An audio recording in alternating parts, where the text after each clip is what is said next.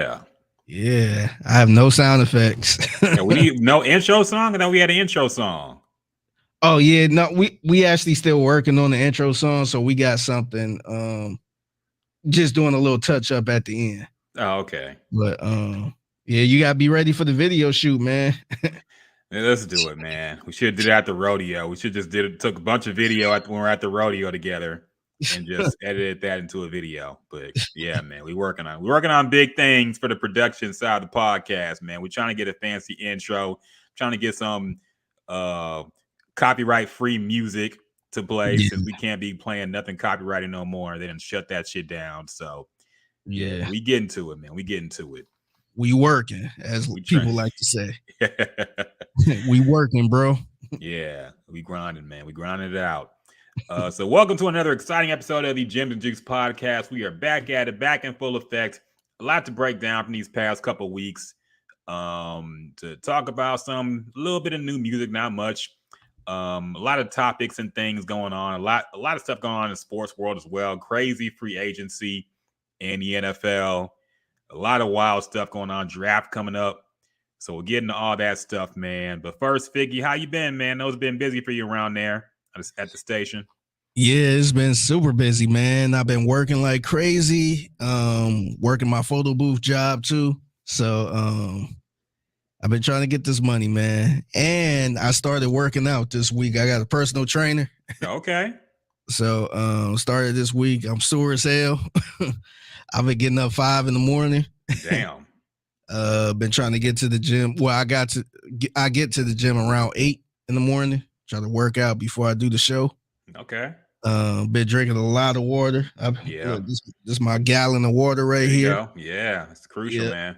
Yeah. So, man, I'm trying to get that rodeo food out of me, man. Yeah, it sticks to your ribs after a while, man. It's tough. Yeah. I remember the day after, and I didn't eat a whole lot at the rodeo either. I had like a big ass baked potato and that Trill burger. By the way, time to review the Trill burger real quick, man, because we finally had the much talked about, much boosted on social media, Trill burger. Bum B's involved with it, of course. I'm sure y'all have seen all the media stuff about it. The Trill burger. We had it at the Houston Rodeo. It was like a little pop-up shop. The line was long when we first got there, so we waited until the end and close to closing time. There was barely anybody there, so we just got one. Look, can we be real about this burger, man? Yeah, that's what this podcast is all about. Dog. Now, look, I'll retract all of this if they want to talk about a sponsorship, okay? I will tell y'all this is the best burger ever, but they are not paying us, so I got to be honest, man. It was a very average ass burger, dog. Like there's nothing special about it. And it cost $15 for the fucking burger, man. Why is this burger $15? Like I guess everything at the rodeo is boosted, so okay, but I bought that baked potato with the rib and brisket and sausage links in it. Shout out to for Triple $20. Yeah, shout out to them. $20. And a burger alone at this pop-up shop cost $15. And all you get is the burger. Yeah, man. It's something about these burgers too, man, because we kind of had this whole debate earlier this week about burgers and how, because you know how we always had a debate on what's better, Whataburger, McDonald's, Wendy's, and Burger King and all that shit. And we had a lot of people trying to bring up Whataburger mid, Five Guys is better. Like Five Guys in a whole different category, man. That's more of a luxury type of burger. That ain't no fast food spot. And Five Guys, man, you could get a burger, fry, and a drink. That shit like $22. Yes. For that. You not paying that much for a burger from Whataburger or McDonald's. So I think Trill Burger is probably trying to get in that Five Guys, Smash Burger. What's the other ones? In-N-Out's one of them too. Yeah, Shake Shack. Yeah. Trying to get in that category of burgers. And, you know, I think those burgers are good. Obviously, probably better than like Whataburger or McDonald's, but It's not good enough to what they're charging for it, man. Yeah, that's what I'm saying. That's more. Yeah, I feel like you better off going to like Red Robin or something, or going to like a full blown restaurant for a burger. Nah, man. Like this trend of making luxury shit out of poor people shit has got to end, dog. You got luxury pizza places, you got luxury shrimp and grits, you got luxury burgers, man. This food was made for like poor people in the Great Depression, dog. Okay? Think about it. A burger patty on 2 pieces of bread is like a struggle meal if you think about it, man. Yeah. That's some shit you eat when times are rough. Yeah. It's not like caviar or escargot or some shit, man. So why are we acting like this shit deserves to be priced at 15, 20 bucks? And then you eat it and it's a regular ass burger, man. You can make this shit at home with the same ingredients. And I hate when people say this, but it's way cheaper now, dog, to make this shit with your own ingredients. Oh, they got caramelized onions. Who gives a fuck, man? It's all the same shit, dog. Yeah. There was nothing special about the Trill Burger, and I went in with an open mind and an open wallet, and it sucked ass, man. Yeah. Like, it was not good. Pimp C rolling his grave with them putting the Trill Nothing name Trill about this burger. Yeah. No, I agree with you, man. I like the burger, but it's at the end of the day, it's a burger. I'm not sitting here saying, "Oh my God, you never tasted a burger like this before." Yeah, I think it's good, but I think the price is the price, man. And when you look at it, like if I was to go on a date to Trill Burger, and at the end of the date, it's like, here's the bill or the price, I'm gonna be like, damn, we spent that on some burgers. Like that's insane. Like we could have went to Saltgrass, or we could have went to a steakhouse at this point, or a real restaurant. So yeah, that's the downside to it, man. Because I think if it was in the McDonald's price wise category, I think it'd be real good. Yeah. But it's like, man, $20 for burgers and fries. And so if you got a family, that's like $80 right there on burgers and fries. So yeah, man, it's a lot of burger places like that. Smash Burger is damn near similar. You paying $15 for at least you get the meal. You probably get the meal for 15, probably close to 20. But those type of places, Smash Burger, what's the Five Guys, Shake Shack, all of them places, man. I went to Shake Shack and I think we came up off of like $45, man. And at that point, I'm like, man, this is ridiculous, man. Like the burger was kind of small too. And I was still low key hungry. I wasn't like stuffed or full, had nothing left over. So I'm like, man, this is ridiculous, man. Dog, I'm just sick of overpriced poor people shit, man. Like t-shirts that cost $50, fucking joggers that cost 80, hoodies that cost 100.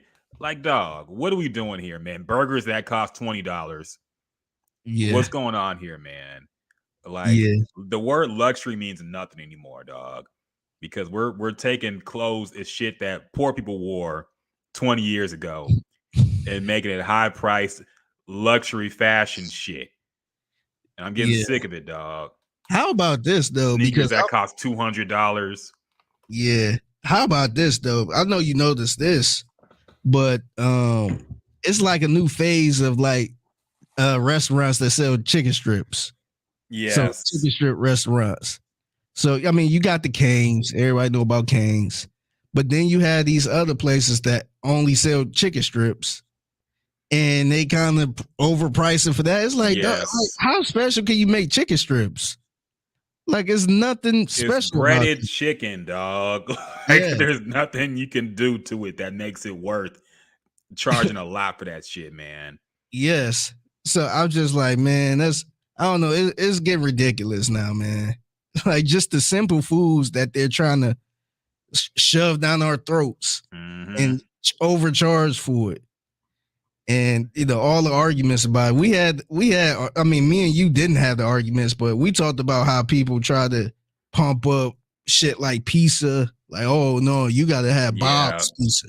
That pizza is much better than Luis pizza. It's bread with fucking tomato sauce, man. They're all the same, dog. Yes, and people would try to argue up and down. I Like, can't take. I don't like chain restaurants. You got to go. I don't eat Domino's. You got to go eat McGregor's pizza off of 45, and it's a small little hole in the wall. It got fucked up electricity, but it got the best pizza in the city. I'm like, okay, yeah, man. It's like, dog, come on, man. Like, I can bring a Little Caesars pizza here. Your ass gonna eat it. Yeah. You can sit there like, oh no, I don't eat Little Caesars. Nah, I'm good. Like, come on, man. It's like when they do the water test where people who say they only drink Fiji water, they gotta they say, okay, tell me which they bring out cups and say, tell me which one of these is Fiji and which one of them is not. And the one that they pick is actually like water from the faucet or some shit. So it's like that with pizza. I bet if you brought a bunch of pizza from different chains and places and say, do you know where this pizza is from? And the Little Caesars, they'll say it's gourmet pizza or some shit, dog. Like, it's all the same, man. Yeah. So yeah, the pizza debates get old and boring too. Like, don't tell me no place got the best pizza, then I go this regular ass pizza. Yeah. I hate that shit, dog. Yeah, or you got to get pizza from New York. That's the best pizza. Pizza in New York is the best pizza. Like, come on. It's like, man. Okay, it's pizza, man. It is not life changing about pizza, man. Yeah, we sit here talking about like fried a certain type of chicken or something. Certain type of steak or something, man. Yeah, like, come on, dog. You can do all type of stuff with chicken. Mm-hmm. You can fry it all type of different ways. You can bake it. You can do the best seafood place, man. There's a bunch of places you could go for seafood. People cook it differently. Yeah. So yeah, pizza is like, come on, man. It's like two different ways to make pizza. Yeah, I'm getting tired of it, man. And then you get people talking about, oh yeah, the dough, the way the dough is made. It's the water's different in New York. Yeah, it's fucking sewage and rat infested. Maybe that puts a little kick into the pizza dough. I don't know, man. Yeah. I'm getting sick of this shit. People being bougie over broke people shit like pizza and burgers, man. Enough. Had it. Yeah. But anyway, so the Trill Burger was not all that, in my opinion, man. Like, it wasn't bad, but it was not worth what they're charging for that shit. Maybe it's cheaper if you go.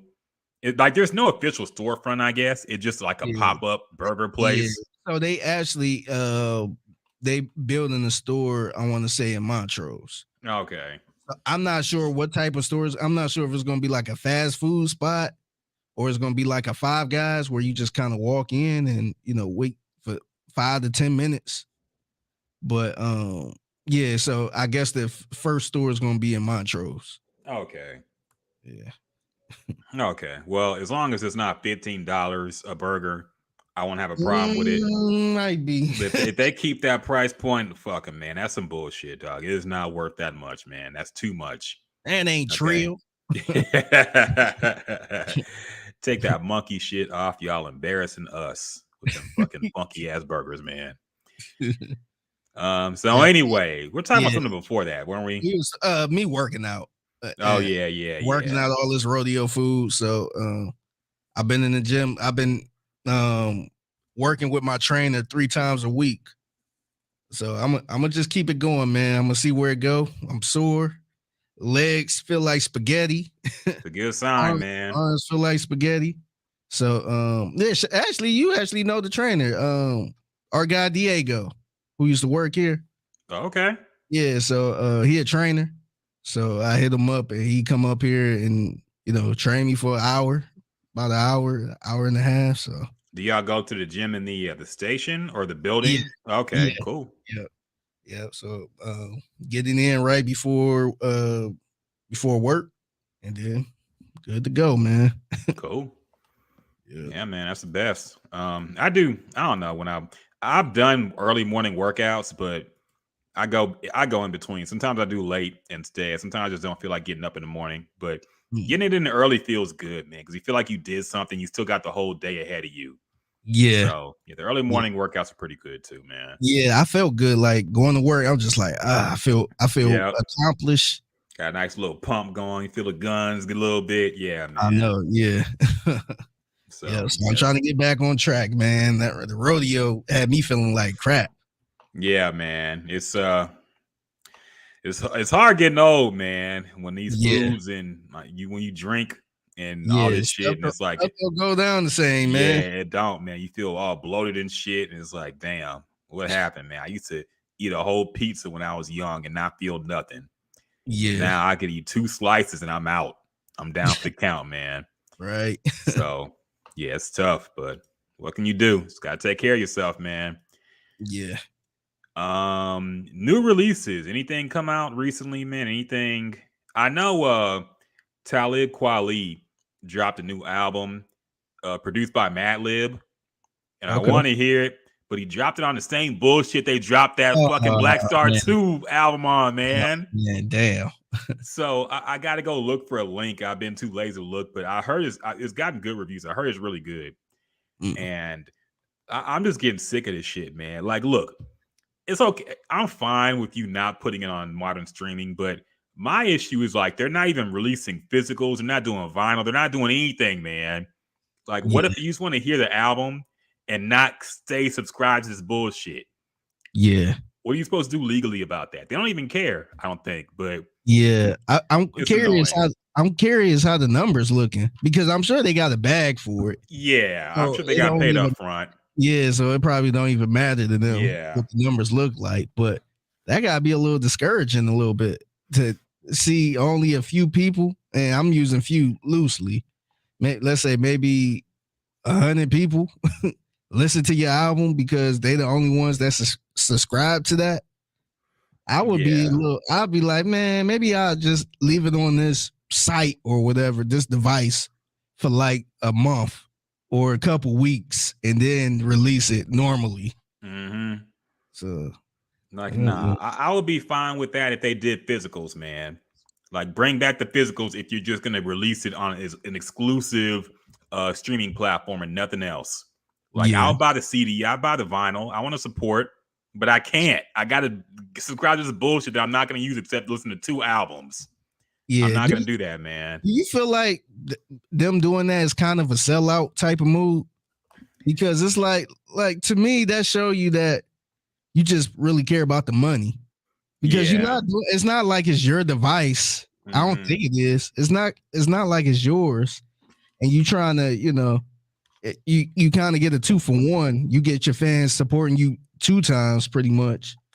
But it seemed like it's, they just got a boatload of money and they rather just keep it, to people whoever buy that device or whatever it is and not care about their core fan base. I mean, pretty much. But I mean, the way they talk recently, I don't think they even care about their fans like that, man. I mean, they do make good music still. Like, I like Black Star 2 a lot, the second Black Star album. I thought it was good. So I think they still care about putting out good music, but for some reason they just have like this apathy towards their fans where they're like, fuck it, because the second Black Star album had been done for a while. Like, I want to say maybe like a year before they finally put it out. So they were just looking for some place to give them a lot of money for it. And part of me kind of sympathizes because I'm like, okay, this is a kind of an underground rap group at this point. They're not going to make a lot of money on streaming if they did it the traditional way. And they're looking for some money for their art. I get that. But like I said, make physicals, man. Your fan base will support you and buy physicals if you put that out. But they're not even doing that. They're saying the only way to listen to it is to get this app for audiobooks that got 2 albums on it that I want to hear and listen to it that way. And I don't want to do it, man. So yeah, that is it's unfortunate. Yeah, that's crazy, man. Really annoying, but what can you do? So when I do hear it in some form or fashion, I'll review it. But until then, I have nothing to say, man. What about you? Have you heard anything new recently? The only new thing I heard recently was the Hit Boy Alchemist song. Oh yeah, I heard that. I did hear that. Yeah, well, they actually was both rapping on there, and it's crazy because I had no idea Alchemist be rapping. Like I don't know if this is an all the time thing or he kind of mess around with it, but it sounded dope, man. I enjoyed it. I'm really big on Hit Boy now, and I was big on Hit Boy once he started doing the 9 stuff, but I feel like Hit Boy is kind of separating himself to other producers now, man. I think him calling out the other producers, I thought it was cool. A lot of people thought it was a little corny, but to me, it wasn't too disrespectful. You know what I mean?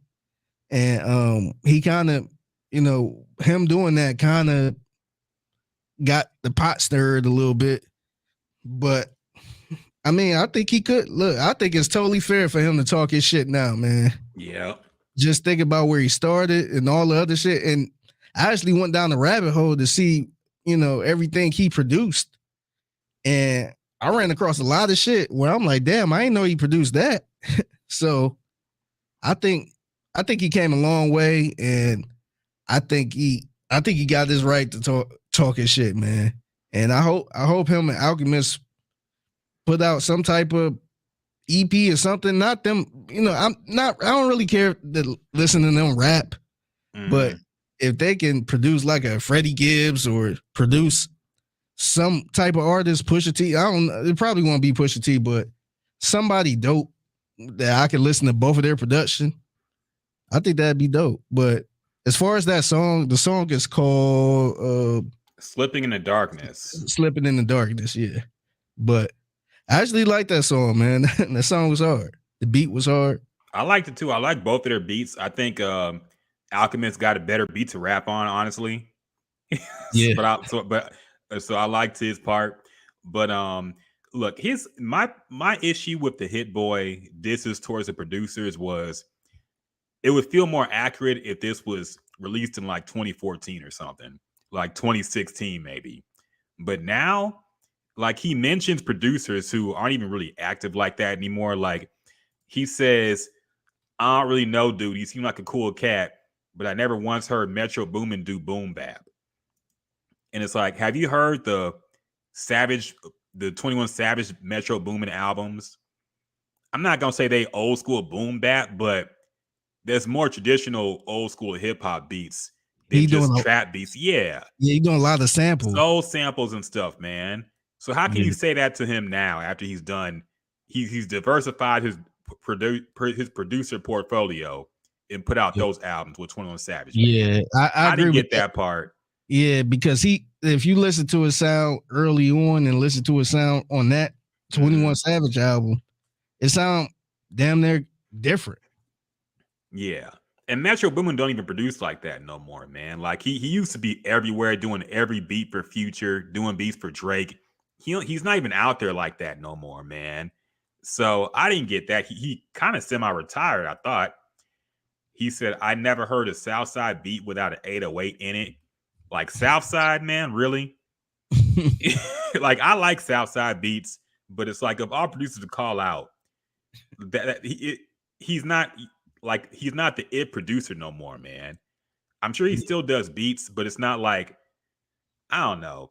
Is the age of the super producer kind of over at this point? Because the age of the super producer, like the producer who is the go-to guy of the moment. Like how Timbaland was, like how Just Blaze was, like how Swiss Beats was, like how Metro Boomin was. Who is the it producer right now? I think the old school producers, the ones like Alchemist, the ones like Pharrell's, and probably still the Timberlands and I know you ain't gonna like this one, but the Swiss Beats. I feel like those are still the it ones because they have a unique type of sound. But the new rappers don't rap on those beats, though. I know, but see, that's my point. I was gonna say it's a lot of unknown producers that make the type of beats the rappers rap on. So they don't have to go to, they don't have to specifically go to Southside to get a beat because they could go on YouTube and search Southside type beat, and they can find something probably just as good as a Southside beat. But if somebody like a 21 Savage wanted to work with Pharrell, then that's like, okay, that's kind of a big deal. That's like, oh shit, 21 Savage and Pharrell, or 21 Savage and Swiss Beats. Like, that's something to look forward to because they have a unique sound. Mm-hmm. But and that's if they wanted to work with them. But I don't think it's a go-to producer where it's like, oh, you gotta go to him. Even to me, even Zaytoven, I thought he had a unique sound that nobody else had, but a lot of people jacked that sound. So now I don't even think he's that go-to because he still kind of kept his same sound. And like I said, you could search into YouTube and go to Zaytoven type beat, and you could get that beat for like $20 or something. So to answer your question, I don't think there's a super producer outside our normal ones we grew up on that's a must go to. And a lot of people, and he actually brought him up on this song. A lot of people look at Hitmaker like that. I don't really look at Hitmaker like that. To me, mm-hmm. Like maybe he do got some good ideas. He got, he think of some different fancy stuff, but I don't really look at him as like, oh shit, I got to get something from Hitmaker, because I don't even know what his sound is. It seemed like he kind of just skimming through a whole bunch of tracks from the 2000s or the 90s and just flipping that sample. Yeah. And to me, I feel like he ain't the one that invented that. So I don't even know what his sound is, and salute to him because that was a hell of a rebrand he got. But to answer your question, I don't think it is a producer that you could go to that's or a super producer right now. It's like the disses that Hit Boy was mentioning, it would have made more sense if he said like Take Heath maybe, but maybe he thought nobody would recognize that. So I think one of the issues is that a lot of modern day rap has like 5 producers on a track. Yeah. If you look up the producer credits, it's like 6 niggas sometimes, man. Yeah. And I think that takes away from the whole super producer. It's not like Metro Boomin or Southside or 808 or whatever. It's just like it's 5 guys you never heard of making beats now. So that's why these disses seem kind of old, man. Like it would have made more sense if he dropped this in like 2015 or something like that. But in 2023, it's like, why are you calling out Metro Boomin and Southside for, man? Like it just seemed kind of weird, man. But I don't know. I like the song regardless. And I guess he did just want some controversy stirred up with it, and I respect it. But the disses just seemed very outdated to me in particular. And I think that just speaks to the fact that the age of the super producer is kind of dead now, man. We don't have any Timbalands or anybody who's the it guy right now. It's a bunch of people. So no, I agree. It is. Yeah, I agree. It's so many people, it's so many producers to look to that, I feel like nobody really stands out like that outside of the obvious. So I think a lot of people are just selling beats on YouTube too. Yeah. This is kind of the era of the like beat, like the Metro Boomin like beat or whatever. Yeah, type Those beat. dudes actually get hit up by real rappers and they get producer credits on songs, man. So so that's why I said earlier, why would somebody break their neck to try to go to to get a Southside beat or Metro Boomin beat, and they can find one similar online. Yeah, type beat. I mean, not like beat, type beat. Metro Boomin type beat or some shit like that. Yeah, it's weird, man. So I don't know, but we'll see. Anything else released, man? I know new albums dropped. Any new singles, really? I don't think so. Not anything worth talking about, to be honest. Yeah, we'll see what goes on, man. It's springtime, man. We need more music, dog. I know. Been a drought for a minute. Yeah. I don't know what's going on. I don't know what's going on with my fucking throat either, man. I'm coughing and shit. Pollen. It might be, man. This drastic weather changes are killing me, dog. Like 80 degrees one day, 40 degrees the next, man. Yeah. Enough of this shit. Let's get into some topics, man. Some shit that happened this past few weeks. We got to hit on. We'll start off with the Chris Rock special, man. We'll talk about that. Chris Rock did his live Netflix special called Selective Outrage. He mentioned everything. He mentioned the usual topic comedians go for, the woke agenda, woke people being too woke these days, relationships, a bunch of stuff in between. And of course, at the very end, he did finally address the Will Smith slap at the Oscars. Almost a year after it happened to the day. Yeah. Mm-hmm. And yeah, he brought up a lot of things. He basically, to sum up what he said that Will Smith kind of bullied him because he was mad about other things. He was mad about Jada Smith. He was mad about everybody else making fun of him for the August Alsina stuff. And he took it out on Will Smith, saying that Will Smith has selective outrage about it. He also controversially called Jada Pinkett Smith a bitch, which women were very upset about. But during his stand-up, look, during black comedian stand-up, every black person is a nigga and every woman is a bitch, okay? Yeah. It don't matter who it could be talking about Michelle Obama and Barack Obama.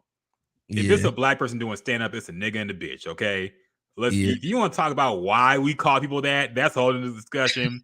But look, in the context of comedy, and especially black comedy, like every black person's a nigga, every woman's a bitch.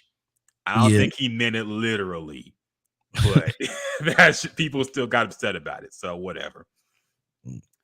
So Figgy, what were your thoughts about this? Did you see the whole thing? And what were your thoughts about the clip of what Chris Rock said about Will Smith and the slap? Okay, so I seen everything up until the him addressing the slap. But as far as the first part or the beginning part, I mean, I thought it was okay. I chuckled a few times, but to me, it wasn't nothing I will ever go back to. Or it wasn't anything I was like, oh yeah, I got to recite this joke he said. Because remember back in the day, we used to always reenact the jokes of a comedian. I ain't seen nothing like that here. To me, it seemed like, and you could probably speak to this more than me because I ain't really watched a lot of Chris Rock stand up growing up like that. But to me, it seemed like he was kind of going is going the Dave Chappelle route of, just kind of reading the newspaper and, reacting to it type thing and putting his little spin on it. Now, I think Dave Chappelle do it the best because sometimes he sound like he ain't even trying to be funny. The problem with Chris Rock, he always got that voice. Yeah. Where he just be like this. It seemed like he just trying to be funny. But Dave Chappelle, he could be like, man, he could just be like, to me, my favorite one is when Dave Chappelle was sitting there talking about the school shootings and how he saw it so bad. But then he's saying it's probably somebody in the back of the class like, where's the exit that's planning on shooting up the school? So it was just like, damn, it was some funny ass shit that, that's true that, that you never really think about. He kind of said it in a way where it's like, damn, that was hilarious, but shit, that's true as hell. I just don't really get that from Chris Rock, man. He's used to being that funny guy on the TV shows all the time. Like I said, he had that voice. So to me, it didn't really hit. It seemed like he was trying to be serious a lot of the times and try to touch on issues. He tried to touch on the I want to say the abortions and all that stuff. I don't know. That just didn't really hit for me, man. And I kind of got a little bored, but I heard so many bad things about the slap where I didn't even care to watch that part. But I probably will go back to see what he said just to see how it is. But I heard nothing but bad things about his little, I guess, his jokes on Will Smith and them. So yeah, I think I think it was okay, but it ain't nothing special to me. Yeah, yeah. I mean, I'm a fan of Rock. I've watched all of his specials that he's released. Um and to me it was very mid, man. Like it was very very I don't know. It was way more generic than I'm used to seeing from Chris Rock, you know. When he Mm. started complaining about the woke society in the beginning, I already started rolling my eyes, man. Because it's like every old head comedian got to say the same type of jokes about this shit. It's never anything new or interesting they got to say about it. It's Yeah, just, oh, everything woke now. Oh, you can't really say what's on your mind now. Oh, you can't really do this. You might get canceled, man. They all say the same shit, and it's getting annoying, dog.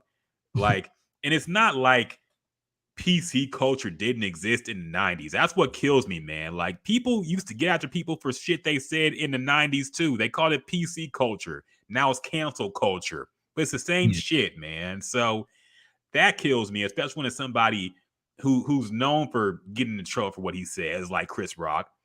yeah, And yeah, the beginning was just a lot of generic shit, man. Like he's talking about trans issues now. Like, okay, because Chappelle's getting in trouble for it, you want to get in trouble for it too. You yeah, want to be yeah, like he wants to be like the edgy Dave Chappelle type dude too. Now it's like, okay, man. Um, there were some funny parts about it. I liked his take on dating older women versus dating younger women. I thought that was pretty funny. There were some funny parts, man. Later on in the special, it did get funnier. I laughed a couple times, but overall, like it was just it it it wasn't the comeback he needed, especially the fact that he had a whole year to think about what he wanted to say. yeah. And his comments about the slap, man, I wasn't impressed. Like it just he could have he had a whole year to think about this, man. Think about it. He had a whole year to make this funny. And some of the shit he was saying was just the way he closed out the special was Yeah, I heard just about that. weird, man. It's like he said, everybody wants to know why I didn't do anything. You know why? Because I was raised by both my parents. And they told me, don't fight in front of white people. Then he dropped the mic and started crying a little bit. And it's like, what? Like that So wasn't even my mic drop type of thing. yeah, it wasn't something that makes you think.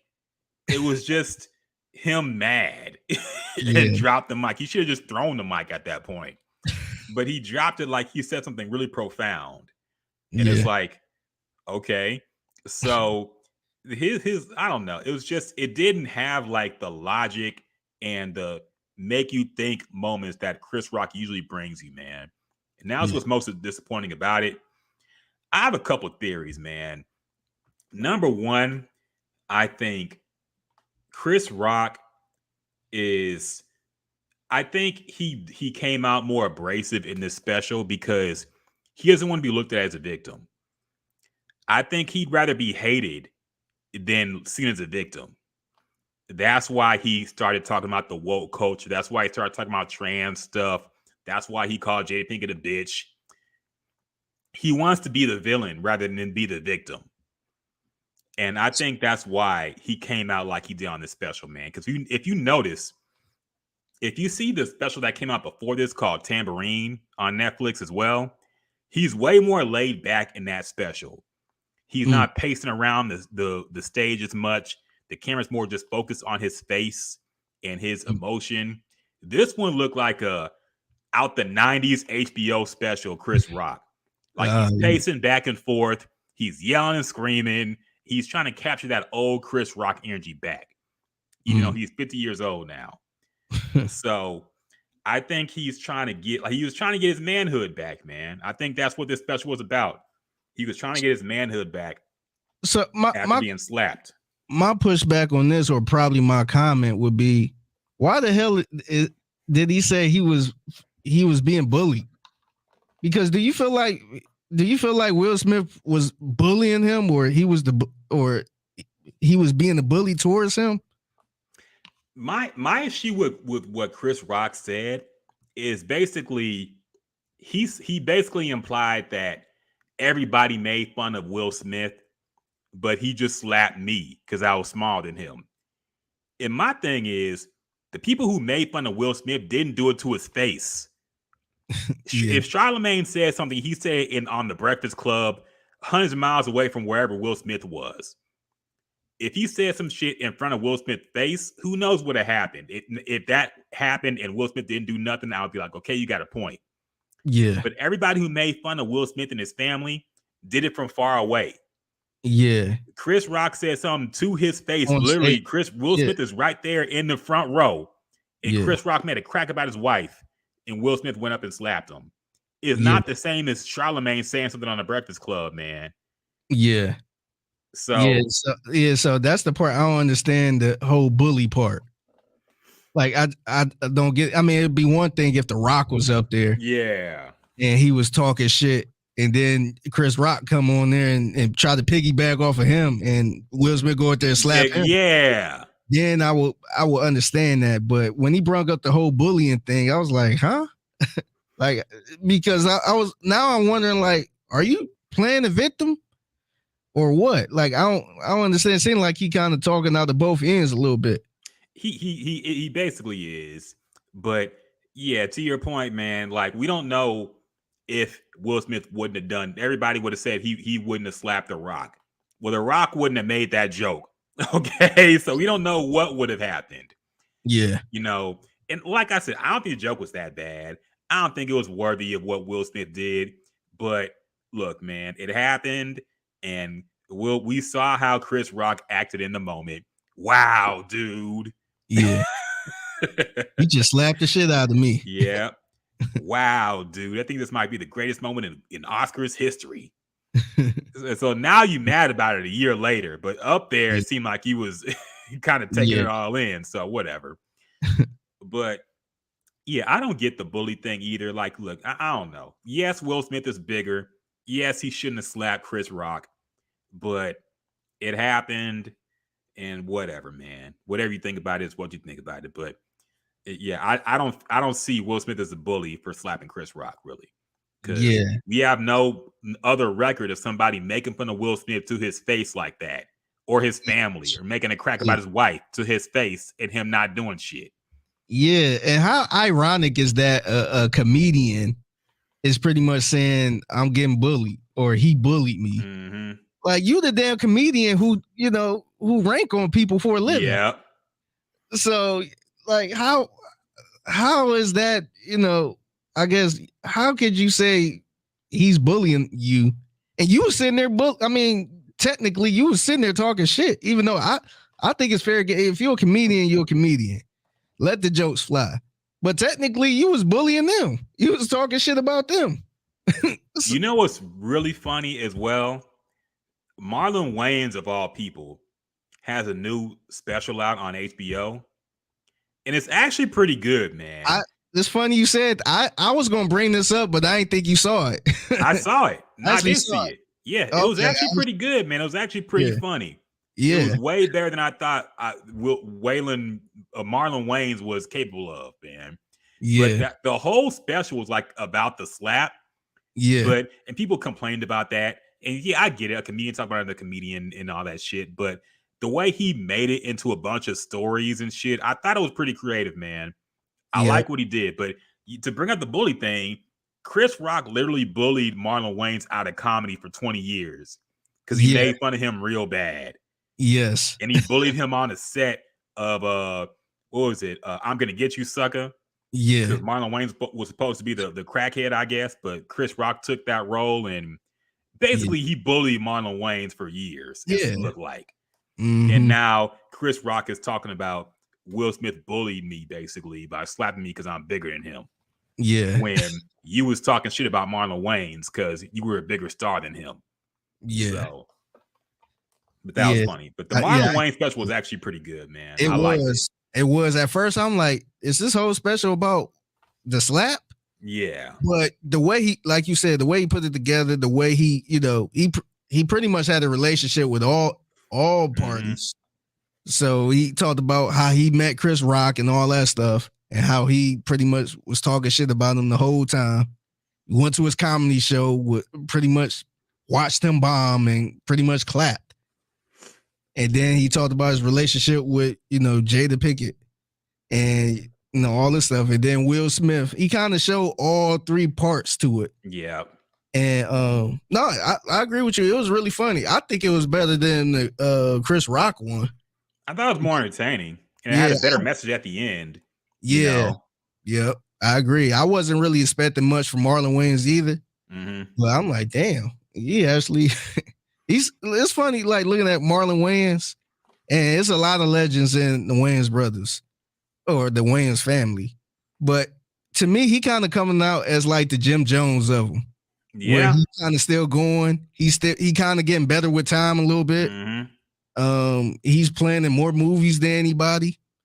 So yeah, it was pretty good, man. I enjoyed that special. I did as well, which leads me into my other conspiracy theory, man. I feel like comedians in general don't take Netflix specials as seriously as they do HBO specials. Because I agree. Marlon Wayans' special is an HBO special. Yeah. And you can tell he put his best foot forward in that special. Because the HBO special means a lot to comedians, man. Okay. Not everybody gets the HBO special. Okay. Mm-hmm.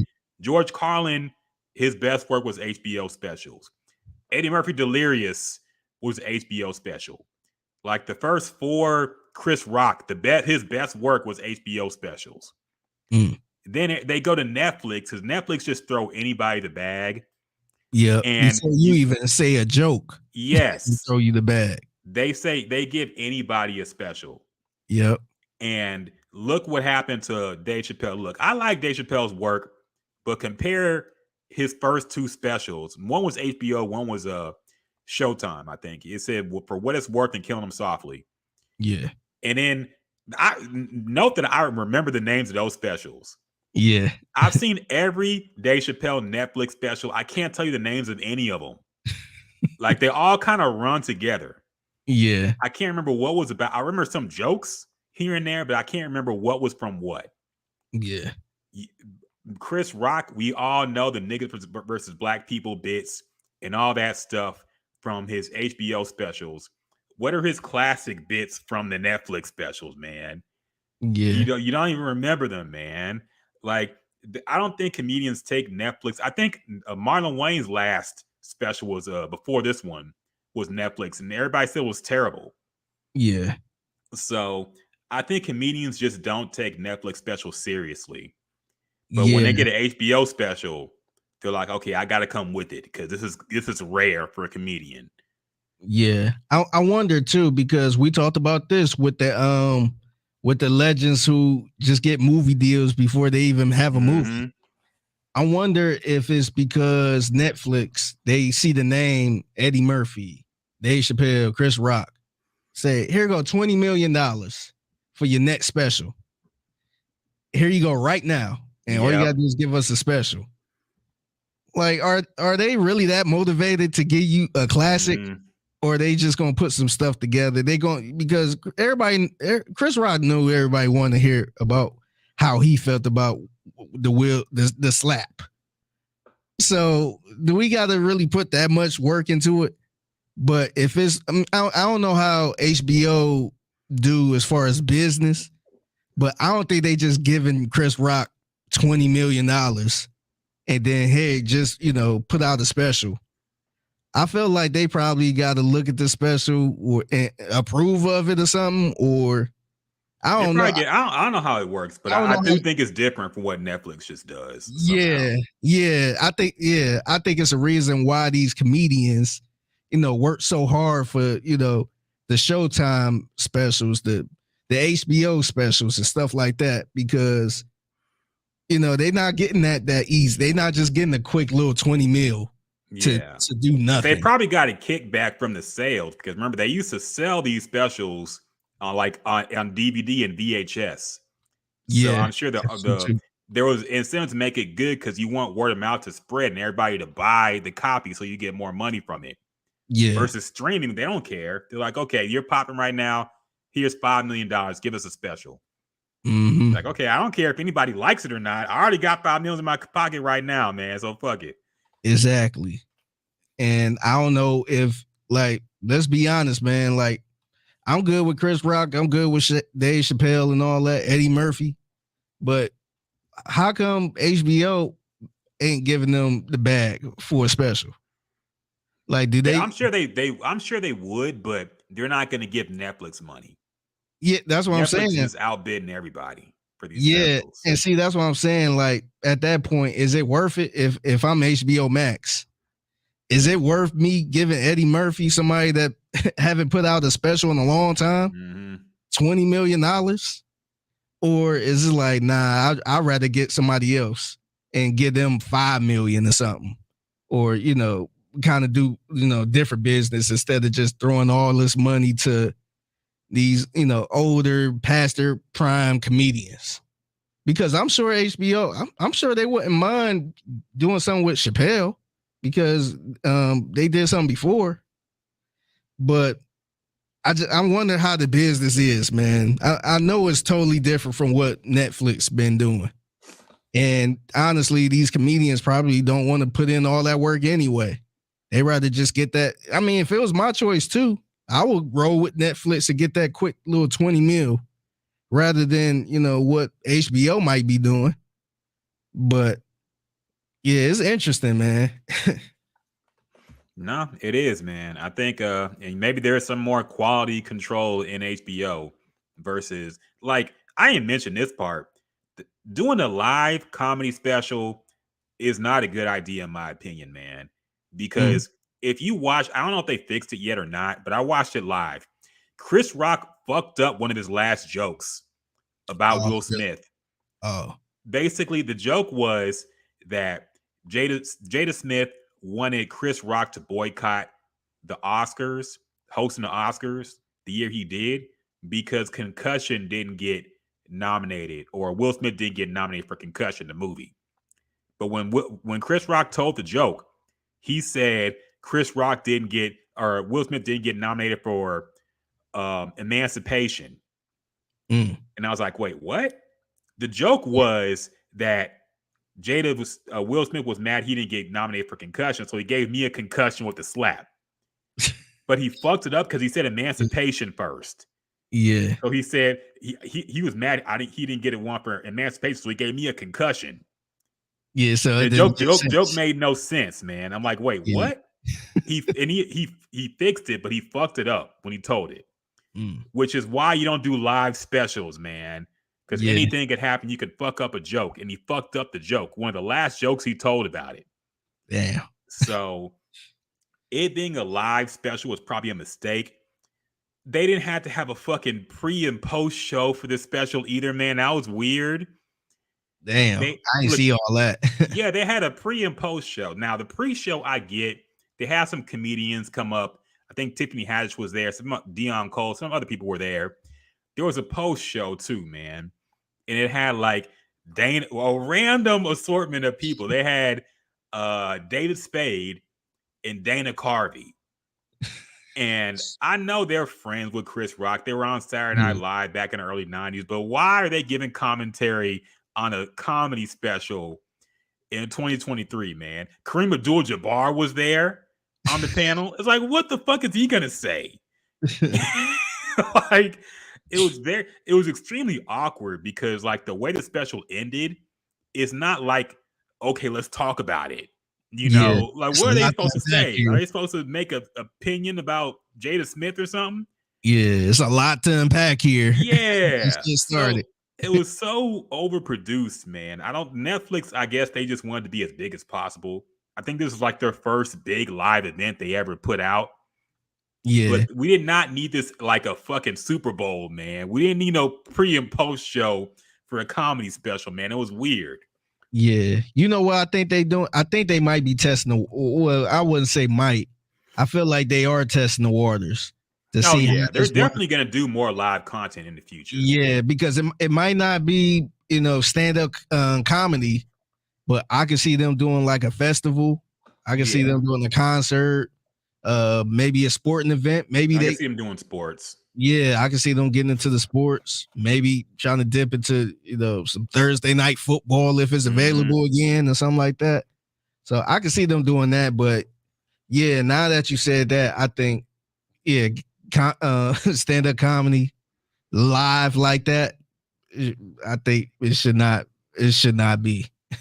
Yeah, man. It would have been a lot better if they just did it like a regular special and had it Yeah, edited and cut. I'm sure they'll do like a remix version in the future where they're like have it like properly produced and directed. But the yeah, way it was, man, it was just not a good idea to do it live. And the pre and post show was a little too much. I don't need to know what Kareem Abdul-Jabbar thinks about the slap. that is Okay, weird. That's crazy. it was super weird. Dog. I was like, is that Kareem Abdul-Jabbar? His old ass sitting there, man. What's he supposed to be talking about with this special? Go do some charity, dog. She was weird, man.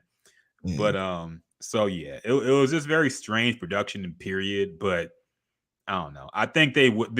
I think it was definitely a test run. To your point, I think it was a test run for Netflix live content, and we'll be seeing more of it.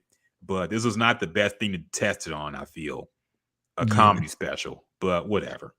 He yeah, got a lot of money for it, so good for him. I think out of everybody, he came out the winner, honestly, in this whole thing.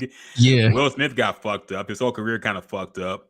yeah. Chris Rock just got a whole big bag for talking about the slap from Netflix. So there you go. A year later. Yep. Did you actually see the Oscars this year? You see any of that? I seen a little bit of it. I never watched the Oscars from start to finish. But I was kind of in and out on it just to kind of see. And honestly, I forgot about the slap. I kind of predicted that they was gonna make a few jokes about it, which they did. But yeah, man, I watched some of the Oscars and I ain't gonna lie. What's that Asian show that the Asian movie that was cleaning up? Everything, everywhere, all at once. Good movie, man. Yeah, it's funny you said that because I'm like that. So sidebar, I had went to the I want to say it was the Houston Movie Critic Awards, something local they have here, and I was invited to it.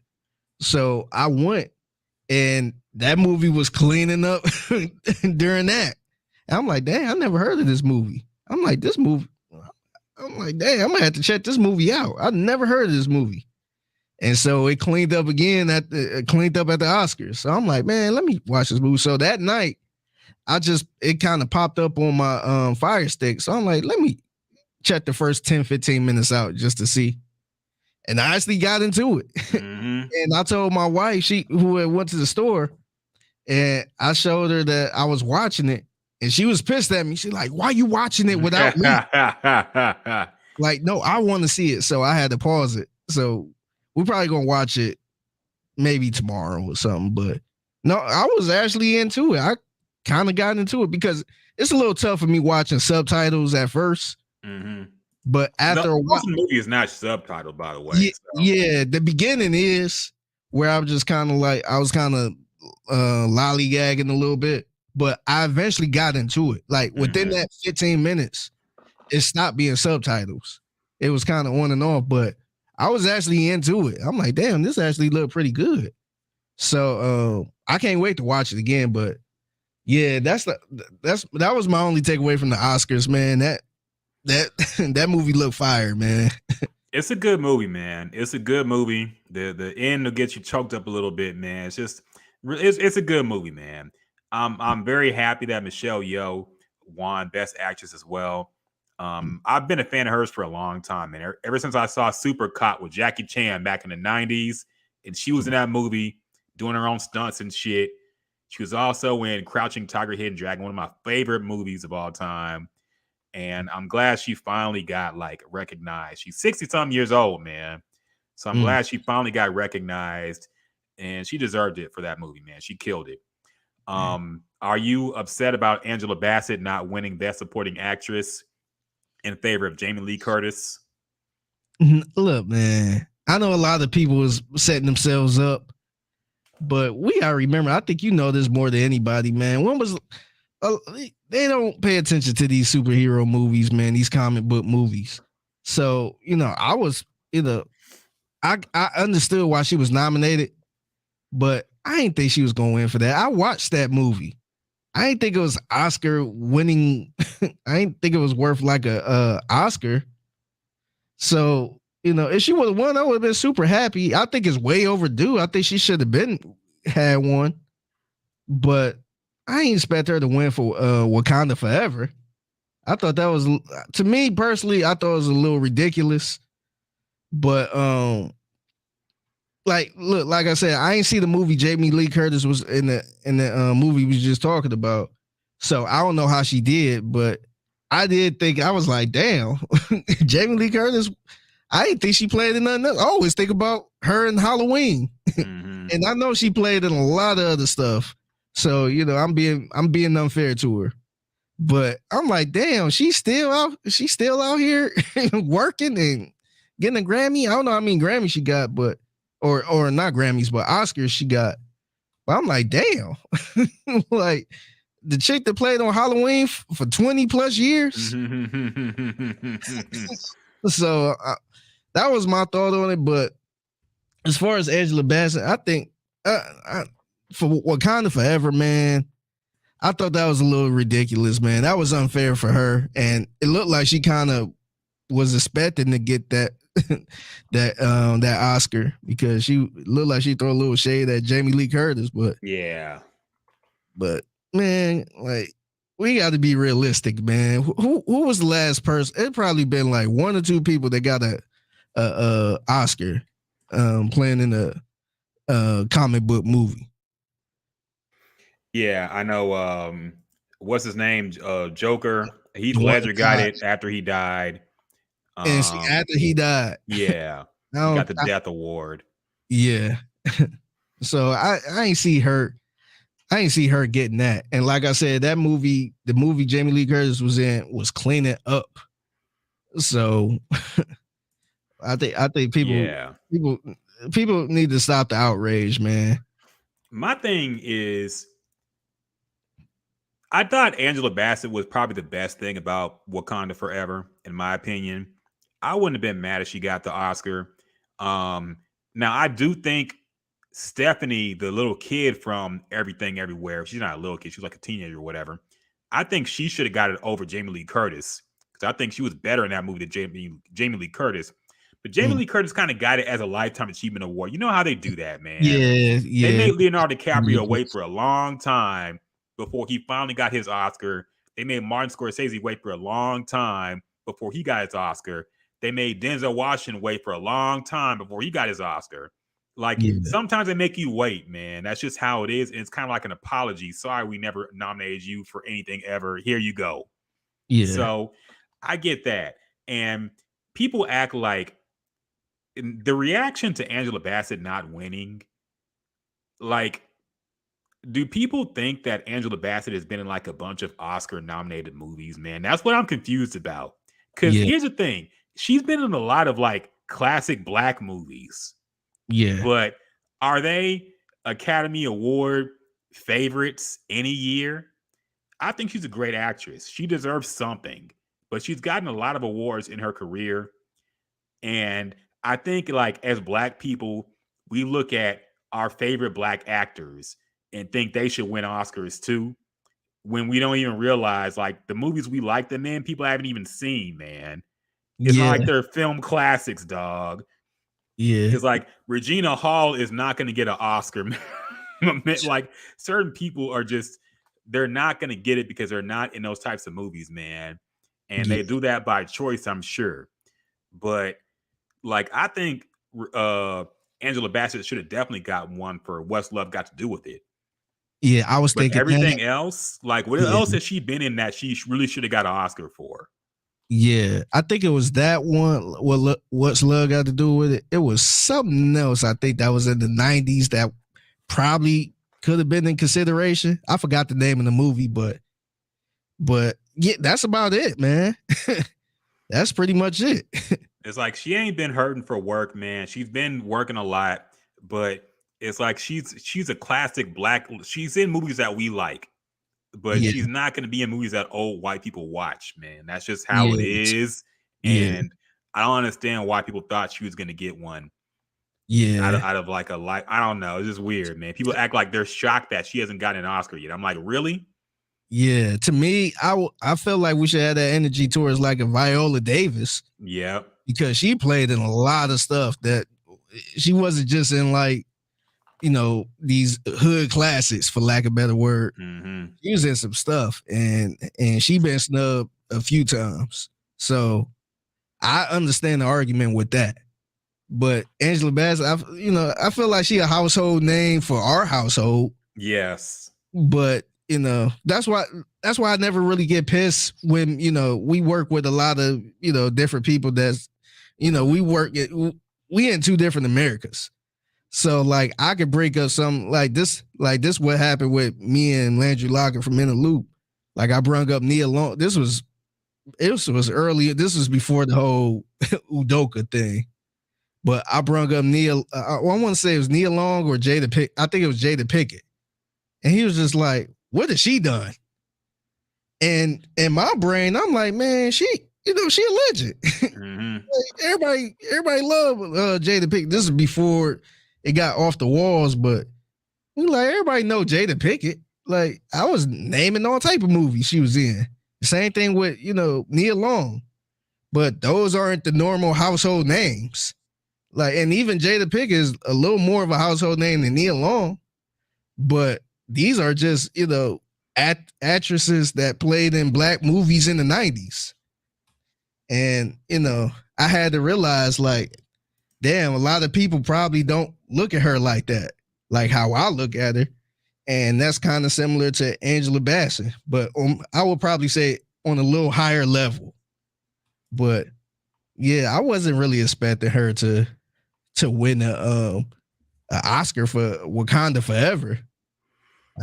I didn't think it was like that. It just trips me out, man. Like you can be mad about her not winning it, but the fact that I think Jamel Hill posted something like a graphic of all the things she hasn't won, and it's like, I don't know, man. Are we acting like she's been in a lot of Oscar-worthy movies in her career? I think she's a great actress. She probably should get one, but it's not, like I said, there's plenty of so-called legendary white actors and actresses who've never even been nominated, never won anything. Johnny Depp has never won a single Oscar in his whole career, which is crazy. Leonardo DiCaprio took a long-ass time to finally get his. Like, some people just get snubbed, man. That's just how it is. It's about politics and whatever have you, but it's like the Grammys, man. You can't There's no secret sauce. Social media bully your way into getting somebody in there, dog. Yeah, it's not going to work out that way. Yeah, you can have all the money in the world. You can have all the relationships. There's no secret sauce to it, man. Beyonce, it's the reason why Beyonce keep getting snubbed.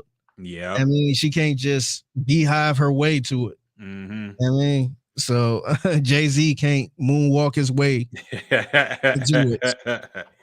Like, it's very unfortunate because I think also it's a bigger picture of, when it comes to the Oscars, like why don't we look at what Love got to do with it as something like Oscar worthy? Mm-hmm. I mean, and because it's a whole bunch, it's a whole bunch of movies. We like, what the hell is that? Like, we never heard of this movie. Yep. And this movie's cleaning up, and you could go and watch it and be like, man, that movie was trash. Like, why is that movie at such a high standard? But, a movie we like, I mean, I can't even name no black movie that's like, damn, that should never been, nominated. But it's like, damn. There have been black movies or movies about, depends on how you define a black movie, I guess. But like, for example, Jamie Foxx in Ray, he got Best Actor for that, man. Yeah. He's not even really a super actor like that, dog. So, he is a very good actor. So, but see when you look at that, me kind of nitpicking, that's like an autobiography. That's about somebody. That's about one of the legendary, artists of our time or in history.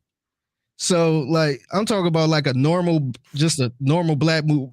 What's the one movie with the guy that was with the black dude in it that ended up being gay?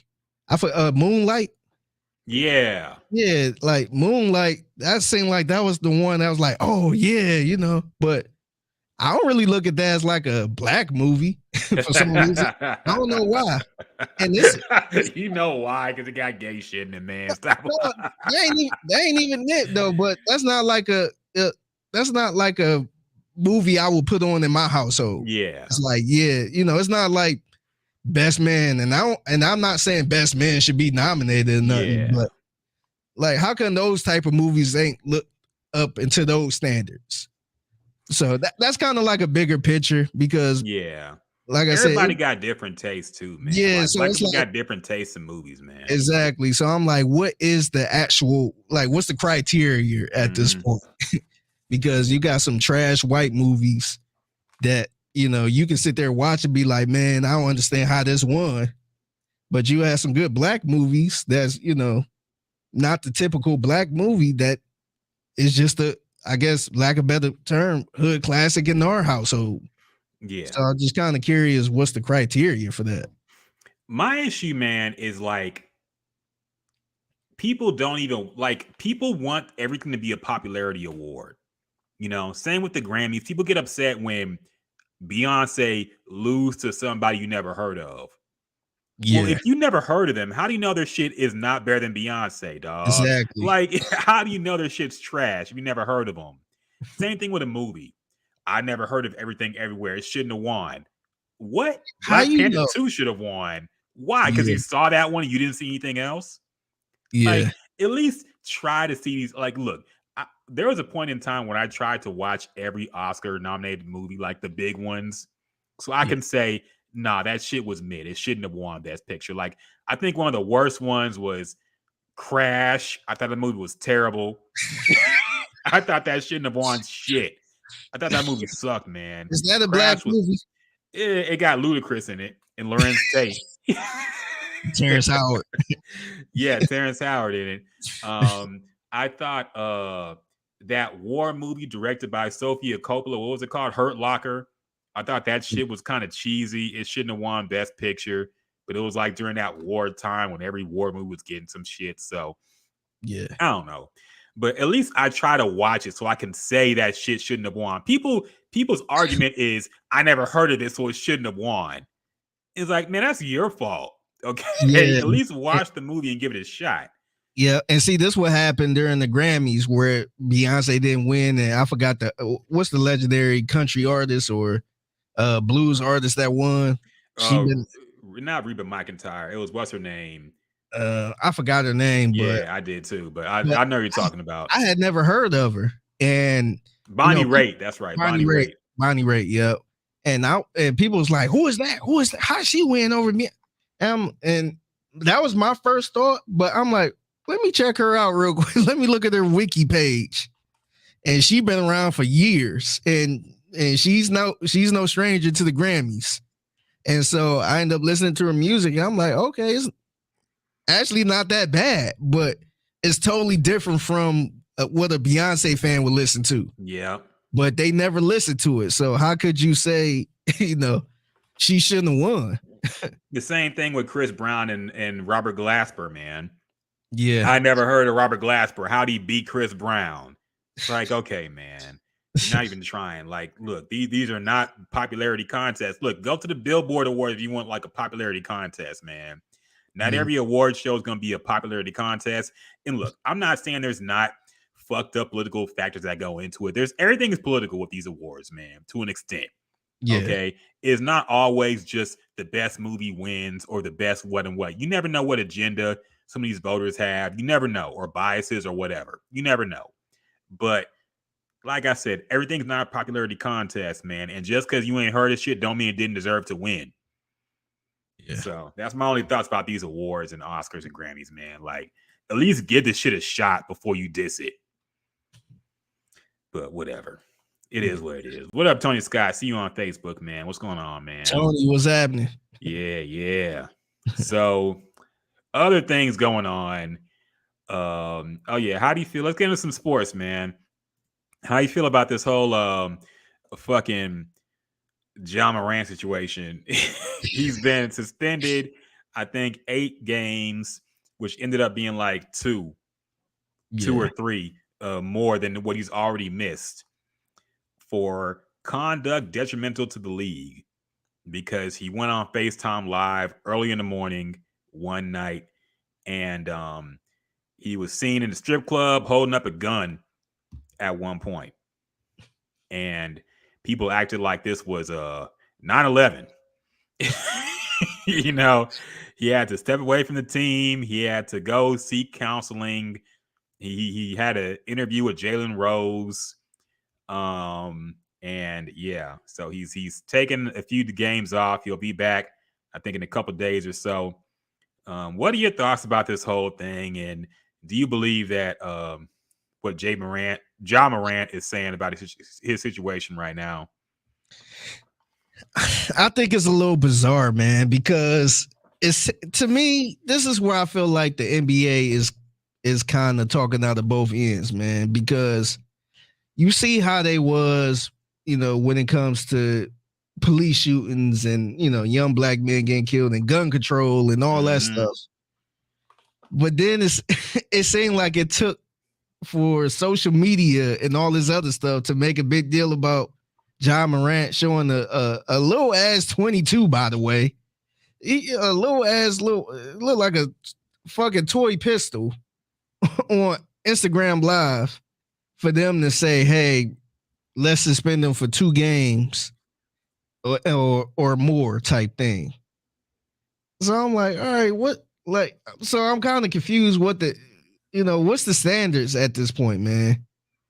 And I mean, I think he got a lot going on, man. Look, I ain't gonna be that guy to test this gangster to say he really from the suburbs and all that stuff. I don't think that stuff matter because look, people in the suburbs get busy.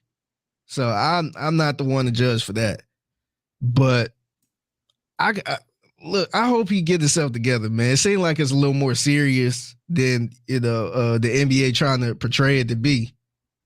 It seems like the NBA, I don't know if they just don't want him, their superstar to be out here looking bad, so they trying to cover it up a little bit. But I don't know, man. It's just, I don't know. It seems like the NBA is kind of in a weird place a little bit, man. To me, it seemed like it's being ran too much by players. And, that always been the case before. But, man, just imagine if an NFL player got in trouble for something like that, man. Like, it would be, like, first of all, we don't really see, NFL players get in trouble the most, no question. But it seems like it's the dumb shit that, somebody like a Ja Morant is doing. And the NBA is like, oh, we're going to sit around for 2 games and, we're not going to say anything about it. And it's like, damn, 2 games? Like, what the hell is a 2-game suspension or indefinitely or something? Like, I didn't even understand what that was. So, I think it's a little bizarre, man. I hope he get himself together. I hope he can come back because he definitely it was a definite chance of him messing up this bag and messing up this opportunity. Mm-hmm. So, and most importantly, getting himself hurt or killed. So I hope he do get himself together. But I don't know, man. It seemed like a lot of people acting a little weird about this, man. I can't quite understand why. Yeah, once I heard the mental health bag, once I heard that excuse, I'm like, okay. Like at some point, we got to admit this shit has gone too far, dog. With the blaming mental health on everything. Yeah. Like, what about this situation made you think something's wrong with him mentally? Like, yeah, it was some dumb shit to do, but this is some shit niggas do every single day on IG Live, man. Especially when they want to flex and look hard. So it's not like this shit was like him, going through some mental episode. It was just him being drunk and goofy at a strip club. And look, I'm sure a lot of NBA players who were acting like this young man's just going down a terrible road. I'm sure either they or people they know have been in a strip club and done even dumber shit. Yeah. The only thing is they wasn't on IG Live, which is the dumbest thing he did was go live with it. but it's just silly, man. Like I think there was an overreaction to an extent, and the blaming mental health and the spin on it, and nobody wanting to admit that he's clearly got an alcohol problem. Nobody wants to put that out there for some reason. So I don't know. It's just weird, man. There's a lot of overreaction to it. I thought, like, how would they have reacted to Allen Iverson back in the day? What if Allen Iverson was in the league right now with social media? How would they treat him? This motherfucker was dropping rap songs, man. Like he was really trying to be out there, dog. Yeah. So he the reason why they made a fucking dress code for the NBA. Part of it, part that, and the Malice in the Palace, and all that shit. So, but yeah, I don't know, man. It's like he's 23, millionaire. He wants to look like what the rappers promote as cool. Like, part of me is just like, what's the big deal, man? To an extent. Yeah, I know there's been some other incidents that he's been involved with, something with a kid and beating somebody up and some shit. I guess when you take all that into into consideration, he needs to calm the fuck down. But I don't know, man. The interview with Jalen Rose was a little too. I don't know. It was too much for me, man. It's like, just say I fucked up. I'll do better from now on, and that's it. Don't try to say it's stress and anxiety and all this stuff, man. Come on. Because he seems very relaxed and chill whenever he does an interview with anybody else. Yeah. He was talking to Taylor Rooks, and he was talking big shit. In the interview after the thing with Shannon Sharp, he was talking all gangster. And now suddenly he got anxiety problems. Yeah. Okay, man. So, I don't know. It was just kind of silly. It was overreaction to an extent. I hope he just starts moving smarter. I think he will at this point, because I think he's realized now he can actually lose shit by trying to look tough on Instagram. So he needs to cool out with that. But I don't know, man. Yeah. I honestly think this is who he wants to be. That's the thing that people seem to miss, man. Everybody's like, he's got these bad people around him. He's got bad influences. People are just everybody around him. How do you know who's around him? Like, how do you not know this is just who he wants to be, man? Like, that's what I don't get. Everybody's acting like it's the people around him that are making him into this guy. When it's like, maybe he wants to be this guy, dog. Yeah. I don't get that part. And that kind of take me to my next thing too, because Pat Beverly was doing an interview and he pretty much blamed rap music on why he's naming like that. I got the audio. I don't know if you want to hear it. Yeah, go ahead. I haven't heard the audio actually. I saw what he said, but I didn't see the audio. All right. Let me ask you another question that you're not going to answer. Okay, I don't like that he's on Barstool with white guys saying this, but okay, go on. And Shannon Sharp, and it was a big one with like Skip, and everyone's like, he's trying to pretend to be something he's not. He's trying to pretend to be like a gangster, like a thug, the guns, and then you'd hear people like he grew up in a good. First of all, how you feel about them, like these two white guys sitting here talking about trying to be something you ain't really is or didn't grow up? That kind of rubbed me the wrong way a little bit. It does, but this is like, I kind of want to be like, just mind your business, man. Like, why are you trying to get into this? This is my, like, look, this is the problem with having certain discussions in spaces where white people are present. I feel like, because this gets them talking like this too. Yeah. Okay. When they see us talk like this, they want to say, okay, well, I could point to Shannon Sharp saying it. Why can he say it and I can't? Yeah. So this is why I think certain discussions should be held in private. Not everything needs to be said on First Take or Undisputed. And this is one of them, man, because I really got disgusted when Deion Sanders was on that Rich Eisen show and talking about how he wants a quarterback from a 2-parent household and he wants a defensive lineman from like a single mama household and shit like that. This is shit you just don't say in front of certain people, man. Yeah. Especially as a black man. Yeah, because that type of talk, man, I ain't gonna lie. To me, I expect that from like a a owner, somebody who don't give a crap about these players. They just want to win and make money. Yeah. That's some type of stuff you hear from them. Like, hey, like even in the business, like in the media business, a lot of people don't say this, but a lot of programmers look for people who don't have other jobs or don't have other responsibilities, so they can always be available instead of getting somebody with a whole bunch of kids or somebody with another job because they probably won't be available. But that's not no stuff you talk about like up front. So yeah, man, I thought this was a little bit strange, man. I don't like talking about this type of stuff in front of other people, especially if you ain't in the streets. Yeah. Like, this me, like I said earlier, I don't test nobody gangster, man. Like if you could be from Beverly Hills. And that's also like an old head mentality too. The thought that you got to be from the bottom to be a tough guy. There's a lot of people who are from good families who choose the streets, man, especially nowadays, dog. Yeah, and there's a lot of people that's from the bottom that ain't tough. Yeah. There's a lot of people that's in higher places that's not about that life. They don't want to be about that life.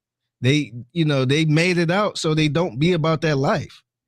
So it's two sides to a coin, man. And I feel like a lot of guys from the suburbs, knowing they from the suburbs, they have more to prove. Yeah. They rather risk it all.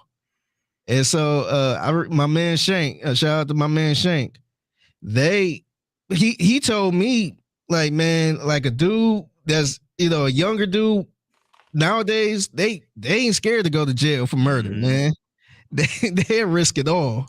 And they actually might be fine going to jail for murder. Yep. So look, dog, like you robbing me, you can have it. Like dudes ain't got no family, they don't care. So they will kill you. So that's why I don't never test nobody gangster, man. You can't say, oh, you grew up in the suburbs, so you ain't about shit, man. Like them dudes are robbing and killing too, man. People need to stop with that bullshit. Tony Scott said, look at Tariq St. Patrick. Yeah, good point. This man grew up in an expensive loft. His whole life had no worries and still chose the streets. Troy on Facebook, man, he said, them Dion comments on Eisen show was trash. Real talk, shitty behind the scenes. RIP Bob McNair, but this kind of reminds me of the inmate running the jail scenario. Keep that talk behind the scenes if you can't resist the urge to vocalize it. I agree, man. Like, think about how he would have reacted if fucking Nick Saban came out and said some shit like that, man. Yeah. We'd be on his ass, dog, and rightfully so. Get him fired. Yeah. Yes. But Deion Sanders, and the way he said it, he was saying it funny, and everybody was laughing. White guys laughing along with him saying this shit. Yeah. It bothered me, man. Like that I don't like that shit, dog. Yeah. That just really annoyed me, man. So, yeah, certain things just got to be like, you don't have to vocalize everything just because you got a mic in front of you and you on TV. I feel like certain things should be held in barbershops and family talk, but not everything needs to be said in white spaces, because then you get shit like this where the white guys are saying he ain't gangster too. Like, what do you know, man? Yeah. But anyway, let me get back to this clip. Family, good neighborhood. He's just not. And I think it was Shannon, or they were talking like maybe he is. Maybe this is who he is. What's your take on him? Like, is he pretending? Does he want that? Or is he may be that? Like, if you keep doing it. I think music has a lot to do with this now. Especially with this culture. Everybody holding a gun in the video is okay. Bling on your teeth, that's okay. Pants half down your ass, that's okay. So, like, that's like okay now. Back in the day, there was a motherfucker on the beach with a silk shirt talking about some, yeah, baby, yeah, let's party like we in the 80s. Everybody had on 6 shirts. Everybody was dressed the same. You know what I'm saying? It's just a product of what we listen to. You know what I'm saying? So, like, with the culture now, it's shoot 'em up, bang, bang, bang, bang, shoot 'em up, bend you over. I got this amount of money. I'm on private jets, that. I mean, that's what the younger generation is. Sadly to say, it shouldn't be based on our music, but it is mostly based on what we listen to, and that's how it is. Eminem came out, and Eminem was rapping and got palms are sweaty, knees weak, arms are heavy. Like, he had on a hoodie. Everybody back then had on hoodies and big jeans. You know what I'm saying? Like, if Eminem would have came out like, yeah, I carry pipes, I carry straps, I got 12 guns, every white kid in America would have had a gun on him back then. Okay, stop. Okay, I know it's already over now. Yeah. I have several problems with what he said. Me too. Number one, his Eminem point. Eminem was very violent when he came out, man. What is he talking about, dog? Yes. Eminem was talking about killing his wife. Yes. And made a whole song about it and had his daughter on the song. Yes. And Eminem was very violent when he first came out. Yes. And look, man, I was listening to Eminem too. I wasn't wearing no hoodies because Eminem wore a hoodie. Like, you think Eminem didn't like he made hoodies fashionable. Yeah, it was nothing fashionable about Eminem. And I damn sure ain't do what Eminem was talking about in the lyrics. And I listen to Eminem a lot. I think his point was that white kids emulated Eminem. So they started wearing hoodies because Eminem did. But if Eminem came out talking about shoot, shoot, bang, bang, all this stuff, they would do that too. Which, to my point, he did come out talking about shit like that, dog. He was talking about robbing and killing and raping. Okay? So if you want to look, in his number 2, Troy says, let me show you how far mommy can float on Bonnie and Clyde 97. Yeah, that's one of the most raw songs ever made, dog. That Bonnie and Clyde 97, that shit was ridiculous, man. But in his second point about how in the 80s, they had silk shirts in, but now they all got guns in the video. I'm sure everybody's made this point by now, but crime was way worse in the 80s. Yes.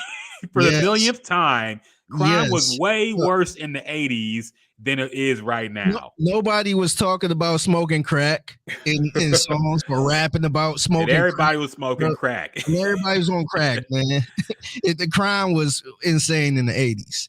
So that's why I just get turned off when people say, rap music. Yeah, that's why the crime is up, because of the rap music. I listen to rap music probably more than anybody. And I listen to some of the worst rap music as far as content wise. I never was out here killing people. I was never out here. You never see me put a gun in on Instagram or anything like that. So I just to me, like, that kind of go back to my point of people using rap music as low hanging fruit or using them as a punching bag, because it's so many people that listen to all type of rap. It's girls that listen to Gucci Mane. Girls ain't out here wilding like that. So I hate when people do that, man. That, to me, that's just like a poor excuse. And I ain't saying it don't have any influence at all. Yeah. Because it is some stupid motherfuckers out here that will try to do whatever somebody said on a song. But that's with anything. Like, you could do that with movies. Like, you think people out here doing, kind of trying to do what they did on Paid in Full or something? It's so much other stuff out here that could be a bad influence. Yeah. And it seems like people just go right to rap music. And I just don't get that, man. I think it's more, to me, about Ja Morant's surrounding. I don't think it's about him listening to a certain genre that's making him do that, or watching videos and stuff like that. Man, it's been bad kids for years, man. It's been bad kids since the 70s, since the 80s. I don't think rap music is the one that's all of a sudden is bad kids now. Like, I think personally that drill music has gone too far. I think that is something like the content in what's promoted to Black people in music is unlike anything to any other culture, man. Like, I feel like even the cartels don't be listening to like fucking Spanish drill music, man. But we do. We listen to that shit, man. And it's about killing real people, and people have gone to jail over these songs and shit. I think the content of the music has gone too far in some cases. And I do think it's an issue. And I think it's something that should be addressed at some point. I don't know if it ever will. It probably won't be at this point. but I do think drill music has gone too far in general. But I just didn't like the way Patrick Beverly said this, in the format he said it, and the platform he said it on, and the arguments he was using were all flawed, man. Like, look, it is the image of the gun-toting rapper popular in black culture for the youth. Yes, probably. But you can't say at a time when crime is lower than it's been since the 80s that rap is the problem, man. Like, crime Yeah. was way worse when there was barely any rap out, man. So it's like there's a lot of factors societally and whatnot about why the image is what it is. And I Yeah. think having no pushback can be a negative at some point. But Yes. look, Yep. I don't know. I don't know. I just don't buy his excuses, man. His excuse Yeah. of him using Eminem. Like, you could tell he only said Eminem because he was with white guys, man. Like, that's the only reason Yeah. he brought up Eminem. He's trying to relate to them. It was just a nasty interview, man. I don't like Patrick Beverly on that format, dog. I didn't like what he Yeah. said. I didn't like how he said it. I just don't like having those conversations in front of white people, period. Honestly. Yeah. I'll be real about it, man. No, I agree, man. I agree. And like I said, man, it's a bunch of people that listen to this type of music that don't go out and commit the crime or do exactly what they say in the music. So, like I said, is that some of the reason? Sure. Like, I ain't gonna say it's not, but to sit there and say, Ja Morant is doing this because hip hop videos and stuff like that, that's insane, man. Because look, man, I grew up in the hood too. And, even if I wasn't trying to do anything, I probably would have been involved in it because I grew up around that. That's what I was around. Mm-hmm. So, maybe say something like, hey, he was hanging around the wrong people when he was in school and tried to be something he wasn't. But don't sit there and try to blame some rap music as the reason why he trying to do all this stuff on Instagram Live, man. Yeah. You could be a kid from Pearland. If you hang around certain people, if you hang around one of your homeboys' brothers who's in the streets, that could kind of, you could be like, all right, you could get involved in that too. You could start smoking weed. You could start robbing people. You can start doing all that stuff too. It's not that you listen to Pooh Shiesty and now you want to get gangster. So I just never bought that at all, man. I hate when people do that. What's worse is, you always have people trying to push back like, yeah, that's messing up our communities. Look, our community's been messed up for years, man. And it was way before, hip hop had a parental advisory sticker on it. So, like, I just hate that. So, and look, hip hop deserve a lot of flack, but I just hate sometimes that it be the punching bag at one thing. Every time somebody do something, oh yeah, because of rap music. I just hate that, man, because I know a lot of people that listen to rap music and are just fine in life. Yeah, no, definitely. Most of us listen to rap music and are fine in life, man. It's a very select few who listen and want to be a rapper. Yeah. And want to do what they hear in rap. Yeah. Like I said, I think music is influential, and I think it does, especially when you're young and you probably think rappers are actually doing this shit in real life. And it's a cool thing to do. Yeah, it has some influence, man. But to act like that's the reason why, and in his implication that, Eminem was this squeaky clean lyrical miracle rapper, and he wasn't, like, come on, man. He's one of the most violent talking rappers when that Slim Shady era of when he was in. Now he's different, of course, because he can't be what he was before. Yeah, and he said the palms are sweaty. Yeah, and he's like, that was years after he blew up, man. It was 8 Mile Eminem, man. He was in there pop. That was after the Eminem show. Yes.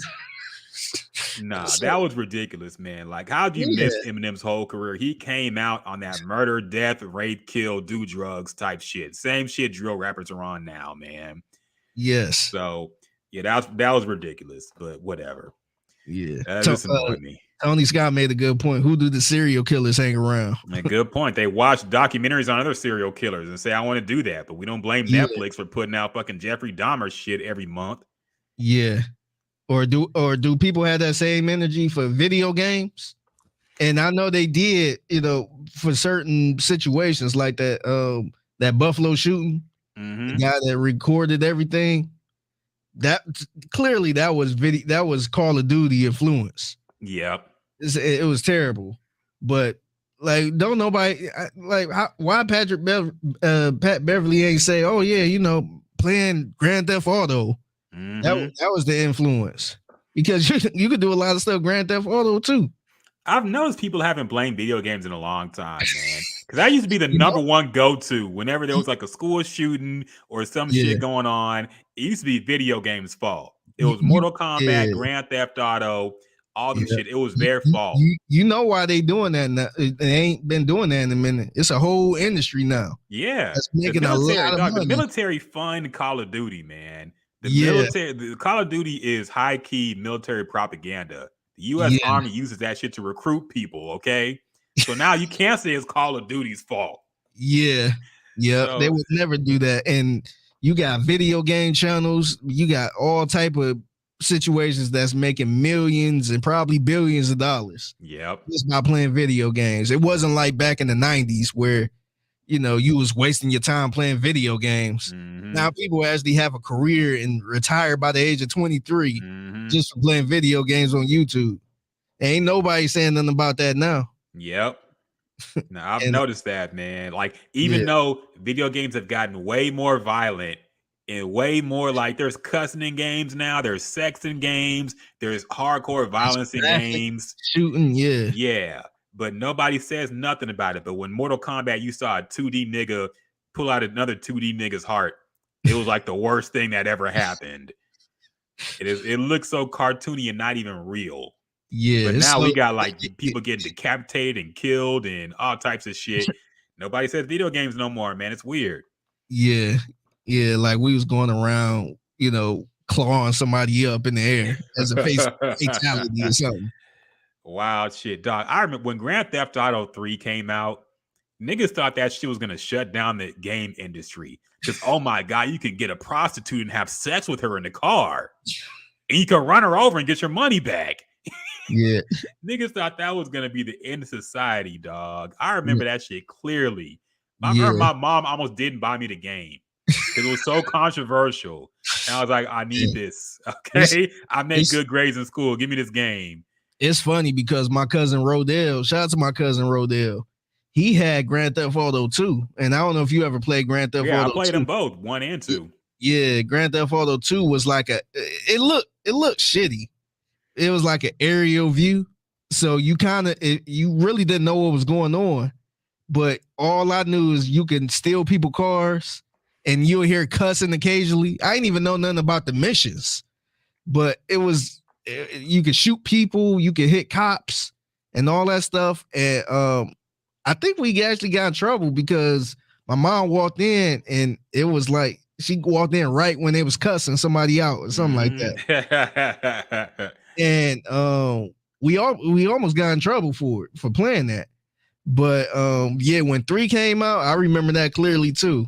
It was like, what is this? And by that time, like I knew what it was already. So I wasn't surprised. I was just happy that the graphics looked good. Yeah. But that was like a big deal, man. I was shocked. They was having congressional hearings about it, man. It was wild.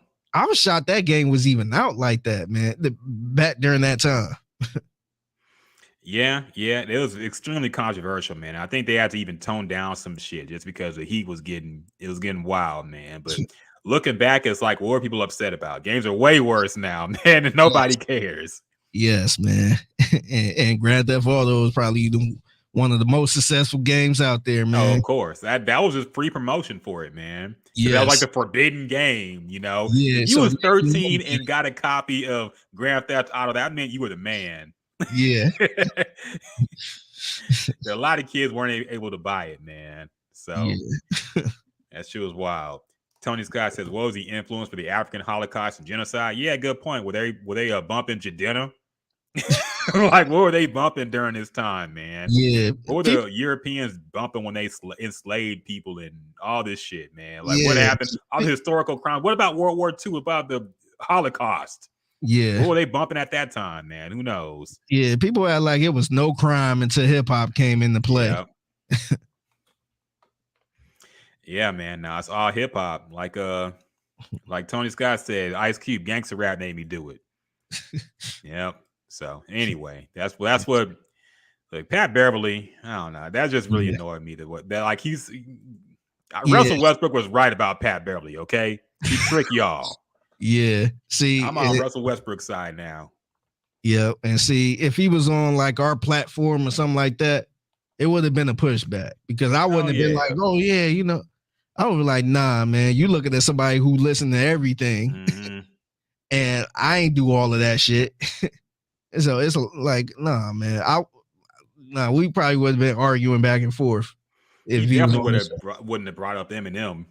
Yeah. I'll say that much. I would have called him out on Eminem. I'm like, Eminem. Yeah. Like, dog, like you should have said, nah, that don't even make sense.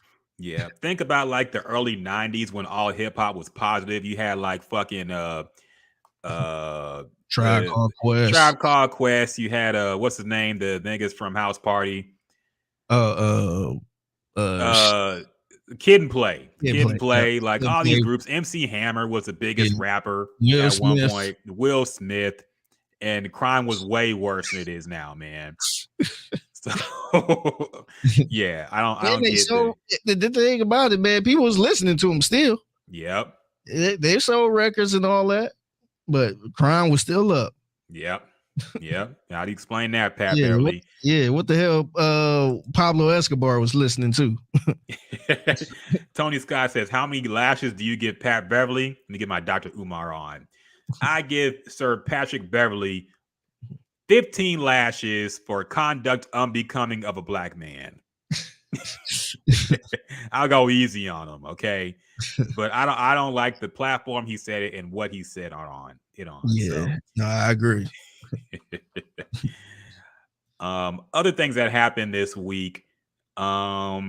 So what's going on with Nicki Minaj? And number one, Megan Thee Stallion's finally come out of, I guess, seclusion. You know, she had been not seen anywhere since the Tory Lane trial. She came out, I want to say it was like Oscar weekend or whenever it was. She's come back. She's back on Instagram. Tony Scott says that's not enough lashes. Look, man, I'm not Umar, okay? Umar gave Shannon Sharp like 5,000 lashes. Like, come on, dog. I ain't going that far. But yeah, that shit was too much. So what's going on? I guess Nicki Minaj and Megan Thee Stallion got some kind of beef going on now. I'm assuming it's because I saw the bar. Nicki Minaj said something, I don't fuck with horses since Christopher Reeve, which shows you how old Nicki Minaj is, by the way. That's a 40-year-old rapper bar. How many people use like who is Christopher Reeves? How many people you think was wondering who was Christopher Reeves? Plenty of people. I mean, I think Nicki Minaj's fan base in general is kind of older, so maybe they got it. But I feel any person like in their 20s would be like, who? That's like making a crash into a tree or hit a tree, Sonny Bono line or something like that. Nobody knows what the fuck that's about anymore, man. Yeah. So yeah, but I guess that's the only thing, the only horse-related injury we can think of. Yeah, is Christopher Reeves.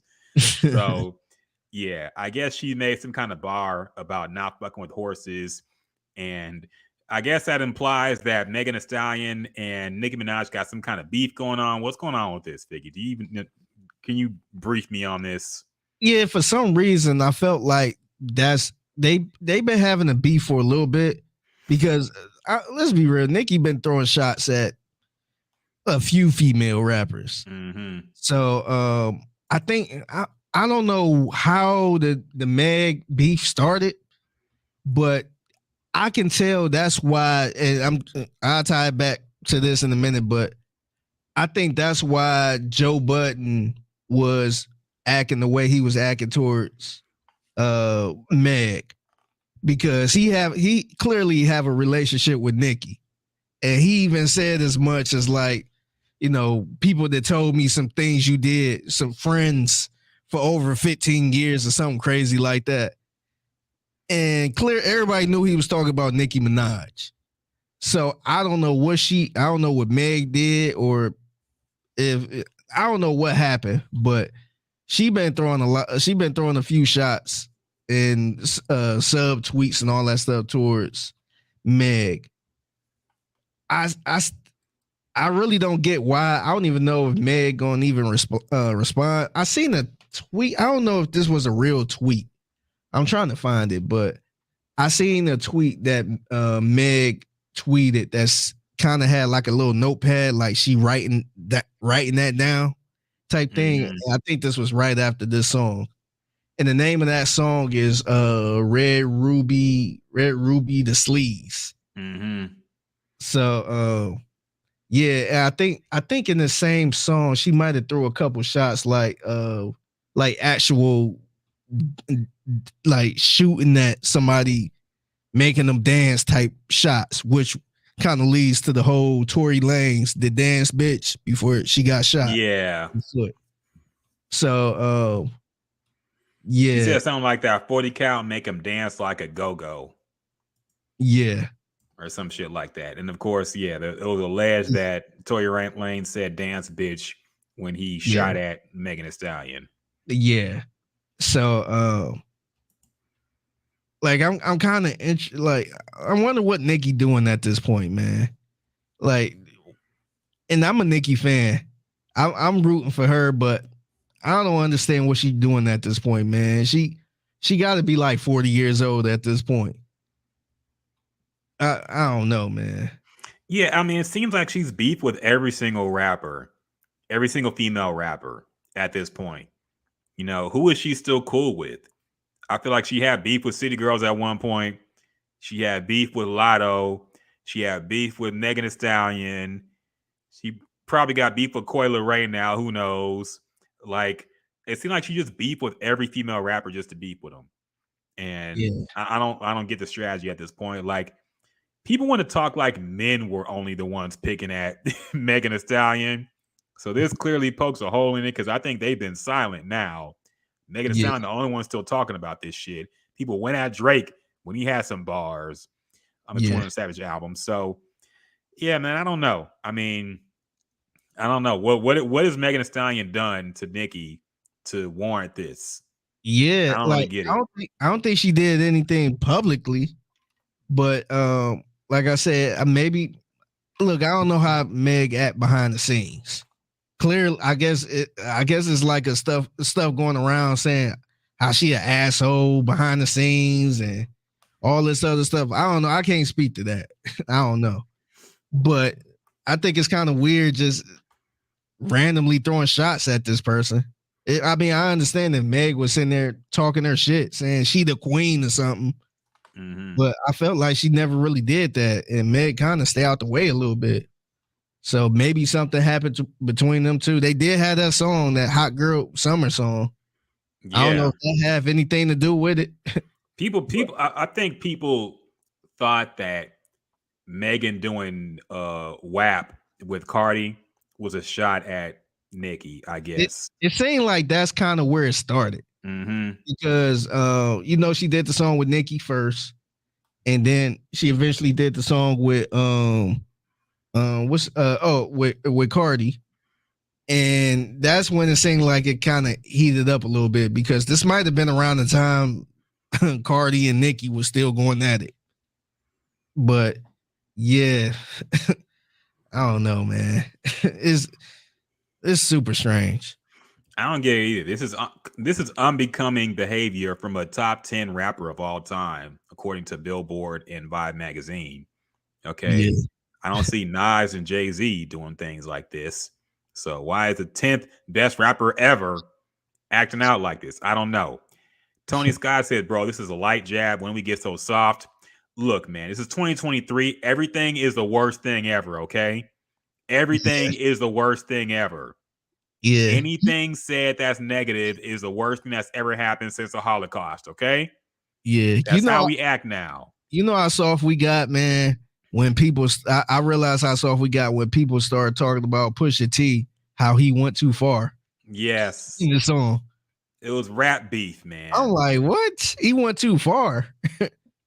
And you know, I could get some parts. It was like, ooh, he did that. But some people, I heard people to my face talk about, oh, he ain't say nothing special. He was just gossiping during the song. And then somebody turned around, oh, he just went out of bounds with that. I'm like, what? I saw a thread. I think Kevin Walker posted it. That's how I saw it. Somebody was trying to maintain to this day that Duppy Freestyle was the better diss record. It put the son of Adidon just had better, had more gossip in it. That's why he won. I'm like, y'all got to stop with this. It was a rap battle, man. Okay. Yes. It's about who had the better disses. It's not about who had the better song you play in the fucking club. That's not the contest here. It's a rap battle, man. Yeah, these dudes clearly never heard No Vaseline. They never heard Real Motherfucking G's. They never heard none of that shit, man, because all that shit was vulgar. Like, yes. I was in the car listening to the Sirius XM, and they played Real Motherfucking G's. Mm-hmm. I was just like, man, like, I wonder how do somebody like an Ice Cube or Dr. Dre or Snoop feel when if they just in the car and Real Motherfucking G's hop on? That's a full-blown diss song. It's a hard song, but it's a diss song. And, you know, you always hear now how, you know, people don't, like, I think we heard it from Nas when he said he don't listen to Ether at all. Mm-hmm. Like, he never, that's in the past. He don't listen to that shit. So I'm like, damn, they sitting there playing Real Motherfucking G's just like it's a number one hit. I'm like, damn, that's kind of wild, man. So like people talking about Pusha T went too far.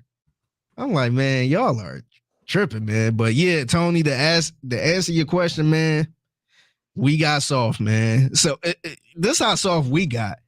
We was pumping this Pusha T this record up like it was top 5. Yeah, and we said the same thing with Remy Ma when she did her diss song to Nicki. Like, it was the best diss song in history. And, you know, in reality, we were just living in the moment. But no, man, it was all type of fire ass diss songs back in the day, man. So yeah, like I said, man, we pumping these little diss songs up and these little jabs up because that's all we got. Exactly. And I think looking back, because I remember, I want to say, I don't really remember 100 because I was really young at the time, but I feel like the consensus was like Dre and Snoop won the battle with Fucking With Dre Day. But looking back, I feel like Real Motherfucking G's is just a better song, period, man. It is. Like, it aged way better than Fucking With Dre Day. I think there's a way too many like homoerotic disses in yeah. Like Snoop Dogg went a little too far. Yeah. With big gap tooth, so my dick's gotta fit and all that shit. Like it went a little too far with my balls on your tonsils. Like the imagery was a little too much for me, man. Yeah. But Fucking With Dre Day is just a classic song, man. It's like a feel-good song, even though it's a crazy diss song. Like, it just gets you in a good mood for some reason. Yeah. Man. And it's crazy because I was younger when that song came out, obviously. Yeah. And I liked that song, but I didn't really realize what was going on in that song at the time. And the same thing with Jay-Z Takeover. Like, I like that song. I like that beat. I liked everything about that song, but I didn't realize he was going, you know, at Mobb Deep and, you know, who I liked at the time too. Mm-hmm. This was like 02, 01. This is like 01. Yeah. Yeah, I was in 6th grade. So, you know, what did I know about beef and all that stuff? I ain't had access to all that shit. But I like that song. And then, you know, my eyes opened up to the Ether, where he clearly started the song off saying, fuck Jay-Z. And my brother-in-law was breaking everything down to me. I'm like, oh, man. So, yeah, man, to me, that show you that back in the day, they really, like, even though they were diss songs, those diss songs had replay value to it. and you can still play it to this day.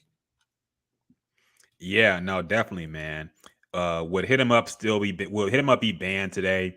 Yeah, maybe, man. I mean, he kind of had it was pretty vulgar record for the time, even. So I think the part that would have been banned or people would have been pissed off about is his jabs at Lil Kim. yeah, That that wasn't that bad. It wasn't bad. Said, But I'm gonna be quick to snatch your little ass off the street or something like that. Your ugly ass or something. But they would say that's a misogynistic. Yeah, I think they would say he was attacking dark skinned women. Yeah, of course. They would say something like that. Some Twitter thread would be like, "Why does Pac have all the smoke for black women?"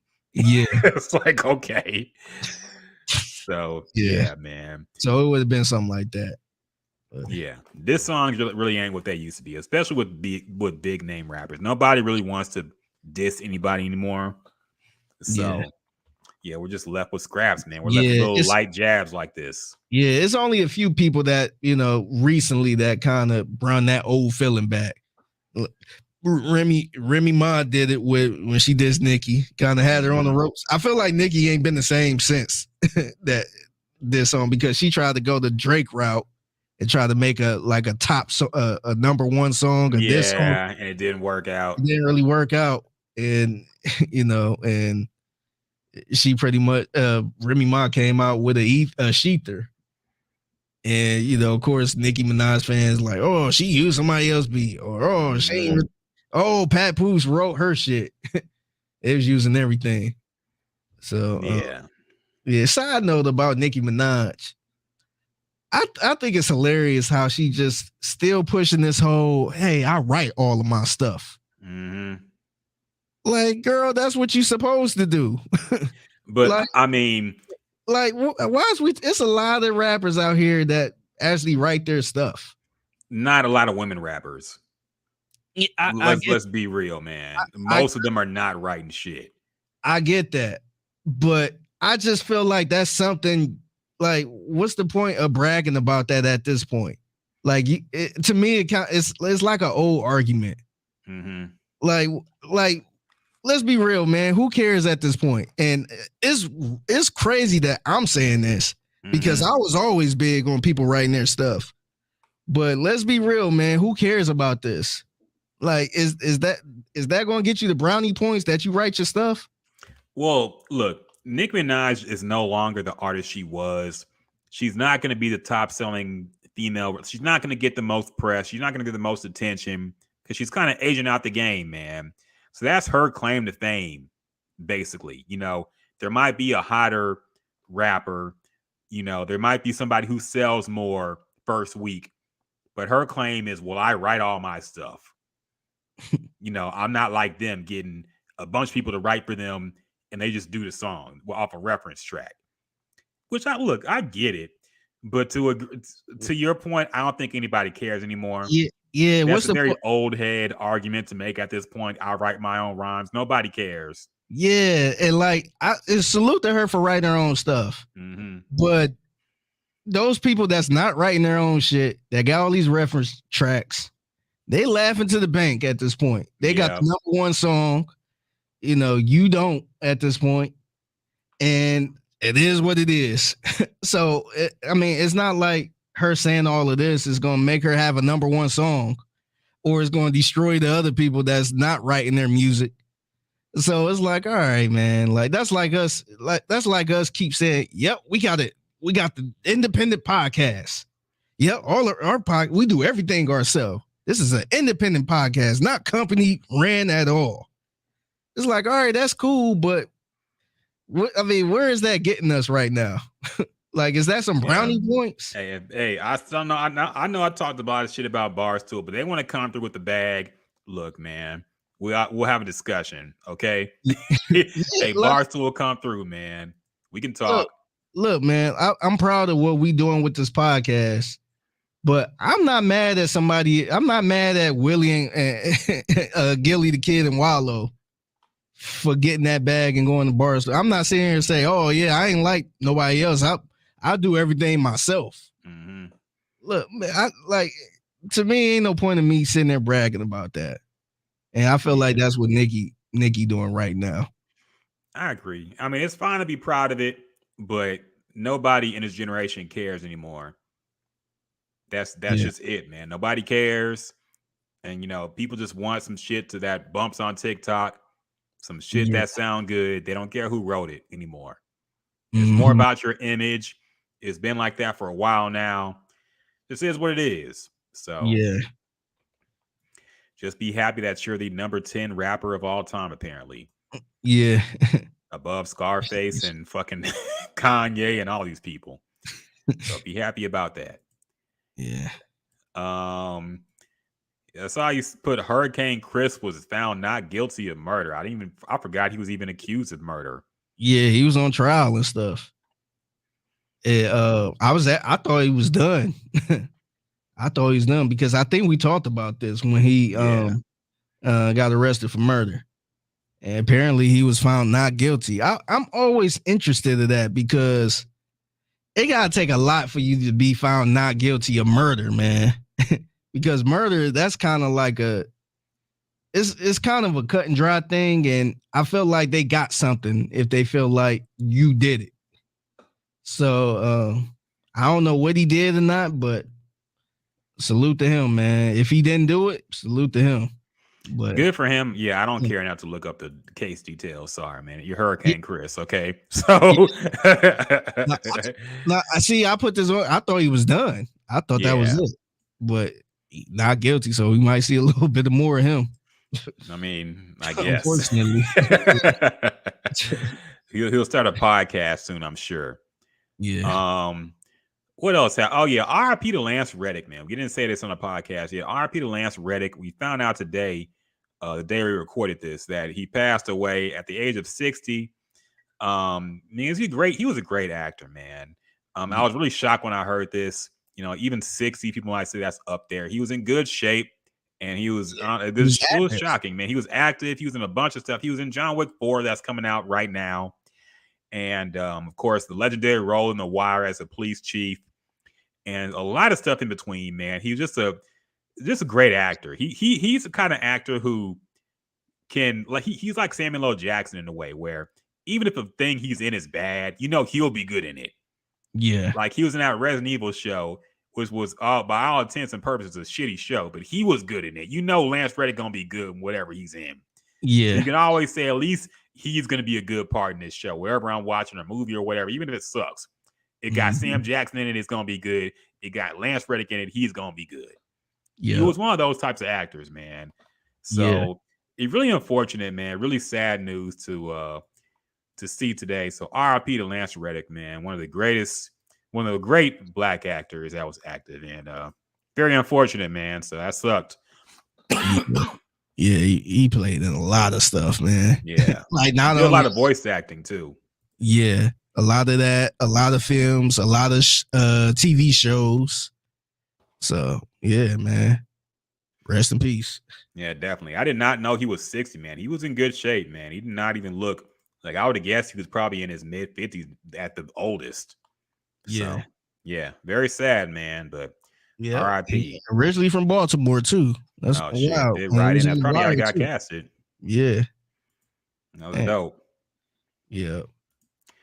Did anything else happen this week or this past week? I didn't get a chance to talk about this, but the Bun B Southern takeover. Oh yeah, you got to give your review of the Bun B Southern takeover at the Houston Rodeo. You went. So first of all, tell us. Actually, I think I might have the list of everybody who was there. I gotta look it up. Yeah, I still have it. Okay, I have the lineup was Taylor, Jazzy Faye, 8Ball and MJG, David Banner, Lil Flip, Big Crit, Trinidad James, Cupid, Manny Fresh, Juvenile, Charlie Boy, Young Star, Big Mike, Scarface, and Erykah Badu. Yeah. So very, very surprising lineup with Erykah Badu at the end too, but that was dope. Sound like. Yeah. So give your review, man. What you think about it? To me, I was a little underwhelmed by this one. And to be fair, I think I had a high expectation for this one because of the last one. The last one was epic. The last one was legendary because it never happened again. It never happened before.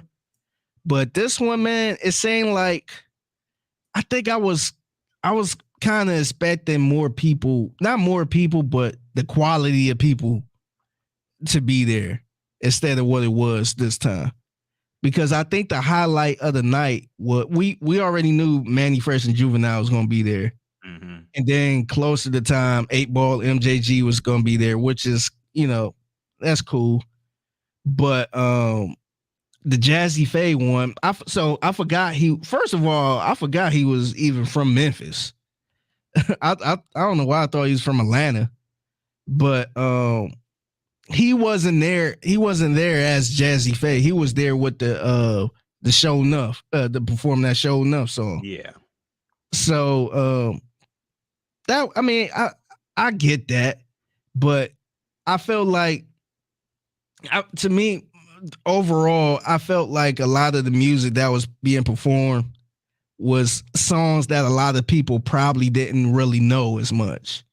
Because like 8 Ball and MJG, I'm sure you probably, I don't know if you like them or not. I do. But it's fair to say their most popular song is probably the ones later on, the ones with P. Diddy on it. Mm-hmm. I forgot which. You don't no want drama. Yeah, little stuff like that, which the real fans will probably cringe at that. But if you're on a big stage like that, I was kind of expecting them to perform those, and they didn't perform. They didn't perform those at all. I thought that was kind of a misstep right there. As far as Jazzy Faye, I was kind of expecting to hear some type of newer Jazzy Faye. I ain't expect him to just be on stage for that one song or a couple of them that wasn't his, producing credits type thing. Mm-hmm. Because like I said, this ain't a smaller club or nothing. A lot of people there are kind of there to have a good time. And they wasn't playing songs that was there to have a good time to me from them. I felt like they had a little more in the bag to play. As far as to me, I felt like when David Banner came out, that was a good moment because everybody liked that song.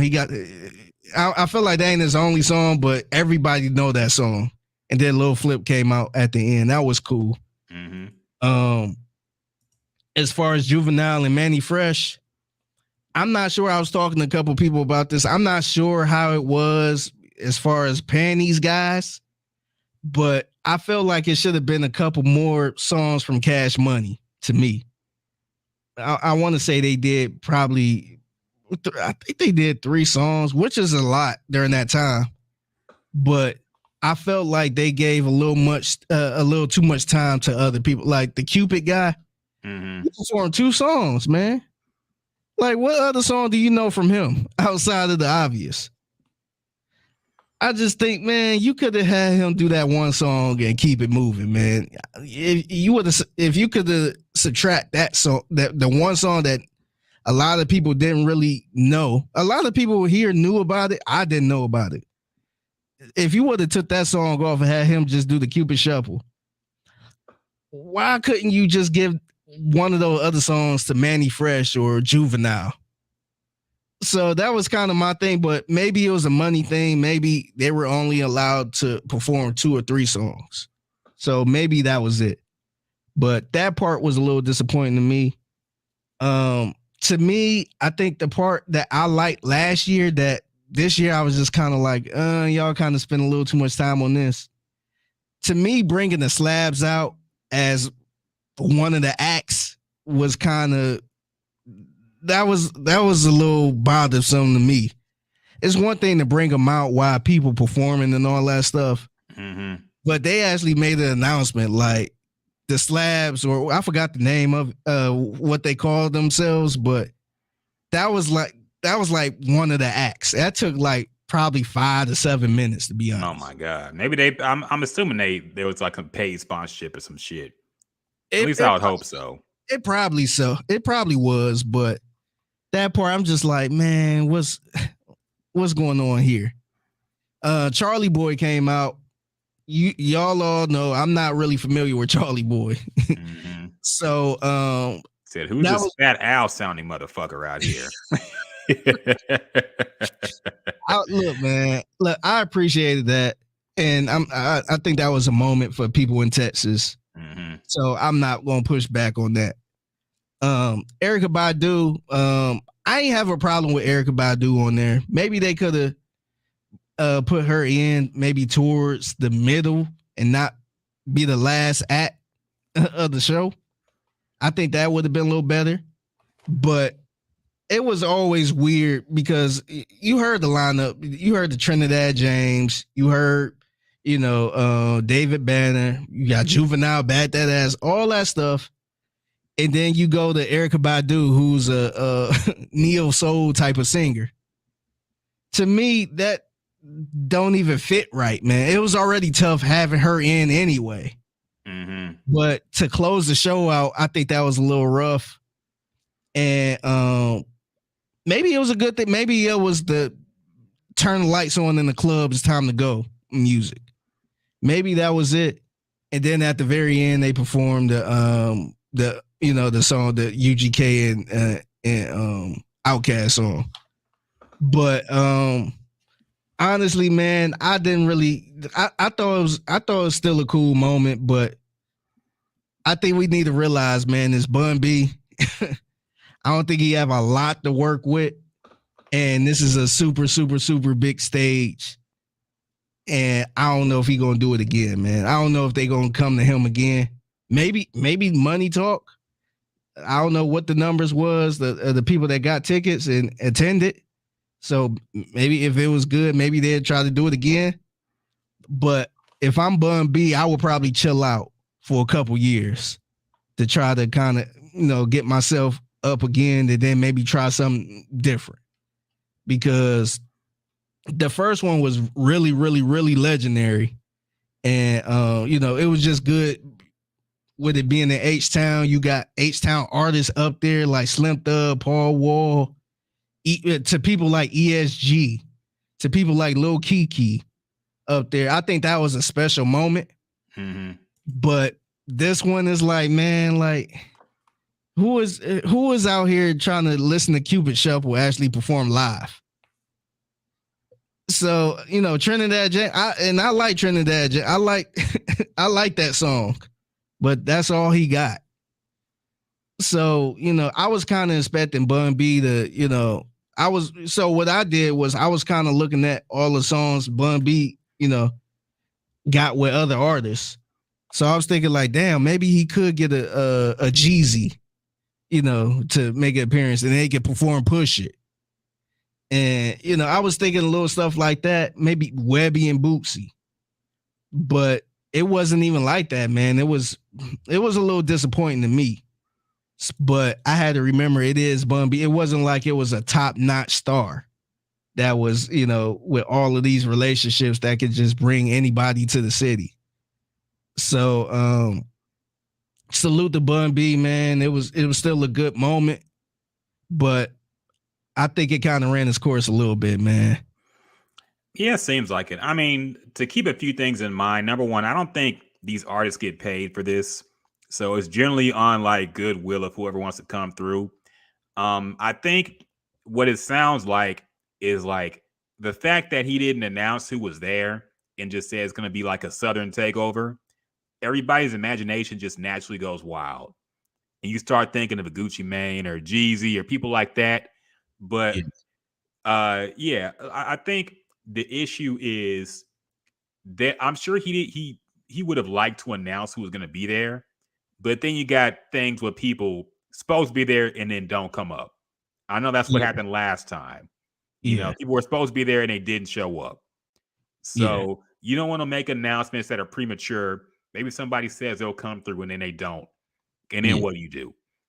Yeah. So I understand why he had to like keep it on a low, but also at least disappointment when you there, you think you're gonna see Jeezy and you see fucking Trinidad James. Yeah. So, or you think Future might be there and then it's fucking Cupid. So I get it. But it is like, look, he did the best he could. Yeah. It seemed like it was a good show. I keep forgetting Erykah Badu is from Dallas, by the way. Yeah, Like, me too. I just don't picture her as a Texan because the way she came out with like D'Angelo and Jay Dilla and Common and the Roots. Yeah, she kind of like in that. Like I would thought she was like from Philly or something. Yeah, I would have thought she was like from New York or something like that. Yeah. She came out on that like Black Israelite type vibe too. So I always imagined her as like, I never thought she was from Texas until I found out later. But I always put her up there with like the New York soul movement or whatever. Yeah. So it's interesting. I keep forgetting she's from Dallas, but she is from Dallas. She went to Grambling and in Louisiana. She went to Booker T. Washington High School. So yeah, she is a Texan. Yeah. But I keep forgetting for some reason. So your wife said she didn't know a lot of people, by the way. So yeah, honestly, like I said, I ain't really know. I ain't know Charlie Boy. And you know, I knew not MGK. I want to talk about that in a minute too. But MJG, man. Yeah, I know MJG. MJG. Yeah, 8Ball and MJG. But like I didn't really know about the movement that Jazzy Faye was in before he branched off. So it was a lot of stuff where I didn't know. Maybe it was a Texas thing or a Southern thing. But yeah, there's a lot of stuff I didn't know. And like I said, it was a cool moment, especially if you grew up to that. But I just think it was a high bar last year, man. And you know, he probably Bun B. I mean, I'm sure Bun B got the bag and all that stuff, but it probably would have been better if he just did it that 1 year and kind of, you know, wait a couple more years and do it again. Do another H-Town takeover or something for people who missed it. Yeah. But salute to him, man. It was still a good show. It you know, it wasn't nothing crazy going on and nothing like that, but I just think it was a little underwhelming. Yeah. That's what happens when your imagination goes wild, man. Yeah, so dog, I was sitting here like maybe Jeezy. Yeah. I was thinking 3-6 Mafia, DJ Paul or something with Juicy. I was thinking all type of stuff, man. Yeah. Yeah, that's what happens. But I mean, like we said, he did the best he could with the circumstances. Yeah, I appreciate it still because at one point it wasn't this at the rodeo. Yeah, people always told me it was always Alicia Keys. Yeah. So, you know, I appreciate this alone. Yeah. Tony Scott says your ESG interview was great. Thank you, man. We gotta make sure y'all check that out on YouTube. Our interview with ESG we had last week or a couple weeks ago. I still want to make clips of that, man, because he dropped a lot of gems. He had a lot of wild takes as well. Yeah, I'm still tripping about how he said he wanted Tom Brady and Aaron Rodgers in Houston, but okay. So yeah, it was a very good interview, man. He good health update on him and everything he's gone through and his takes on certain things in rap. So make sure y'all check that out on YouTube and on Spotify and all the podcast stuff. So yeah, very, very good sit down with ESG, our good friend. Yep. Also, outside of that, I did go to another rodeo concert, man. I went to go see MGK. Oh, wow. So, okay. How was that? It was interesting, man, because mind you, this is the first person, my first show I opened up for young and up and coming MGK. And this was like rapper at this time. Yeah, rapper. This was 2010. So he had a few tattoos, but he wasn't all decked out. And what's crazy is, man, he ain't performed not one rap song, man. It was just straight punk rock. And I got to give it to him, man. It sound good, man. It sound like if I didn't know the history of Machine Gun Kelly, I would have been like, damn, this is all right. Like, it's actually all right. But I was just sitting there like, damn, I don't know not one of these songs. And he actually sitting there playing the guitar and shit, man. He got a full band. I'm like, damn, this is the same person that was walking around my hood. Like, I could pull up some videos of this dude in the hood rapping.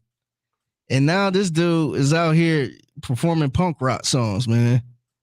So, and it's funny because I was, you know, when I was there, I was asking a couple of my coworkers, like, you like MGK? They're like, yeah, man. Like, honestly, I started liking him when he switched over to punk rock. I'm like, damn, okay. And a lot, like, look, man, he always had fans, but I felt like he got even more fans once he switched over, which is crazy. Because a lot of people, were shocked that I opened up for him back in the day. Mm-hmm. And yeah, man, I thought it was a pretty good show, man. Like, if you're not a punk rock fan, you ain't gonna like it. Like, he ain't do no hip hop. He actually played Wild Boy for like maybe 20 seconds, and he didn't even perform that. He just told him to play something, and they actually played it. Mm-hmm. So he didn't even perform that, but outside of that, man, he just in a whole different vibe, man. It's kind of surreal to see him playing and performing at the rodeo. Yeah. But yeah, man, I thought it was a good show, man. Salute to him. But this is no rap. This ain't no rapping Machine Gun Kelly. This is straight punk rock, man. A lot of singing. Mm-hmm. So, and I didn't even know this. Somebody told me this later on, that Travis Barker is his drummer.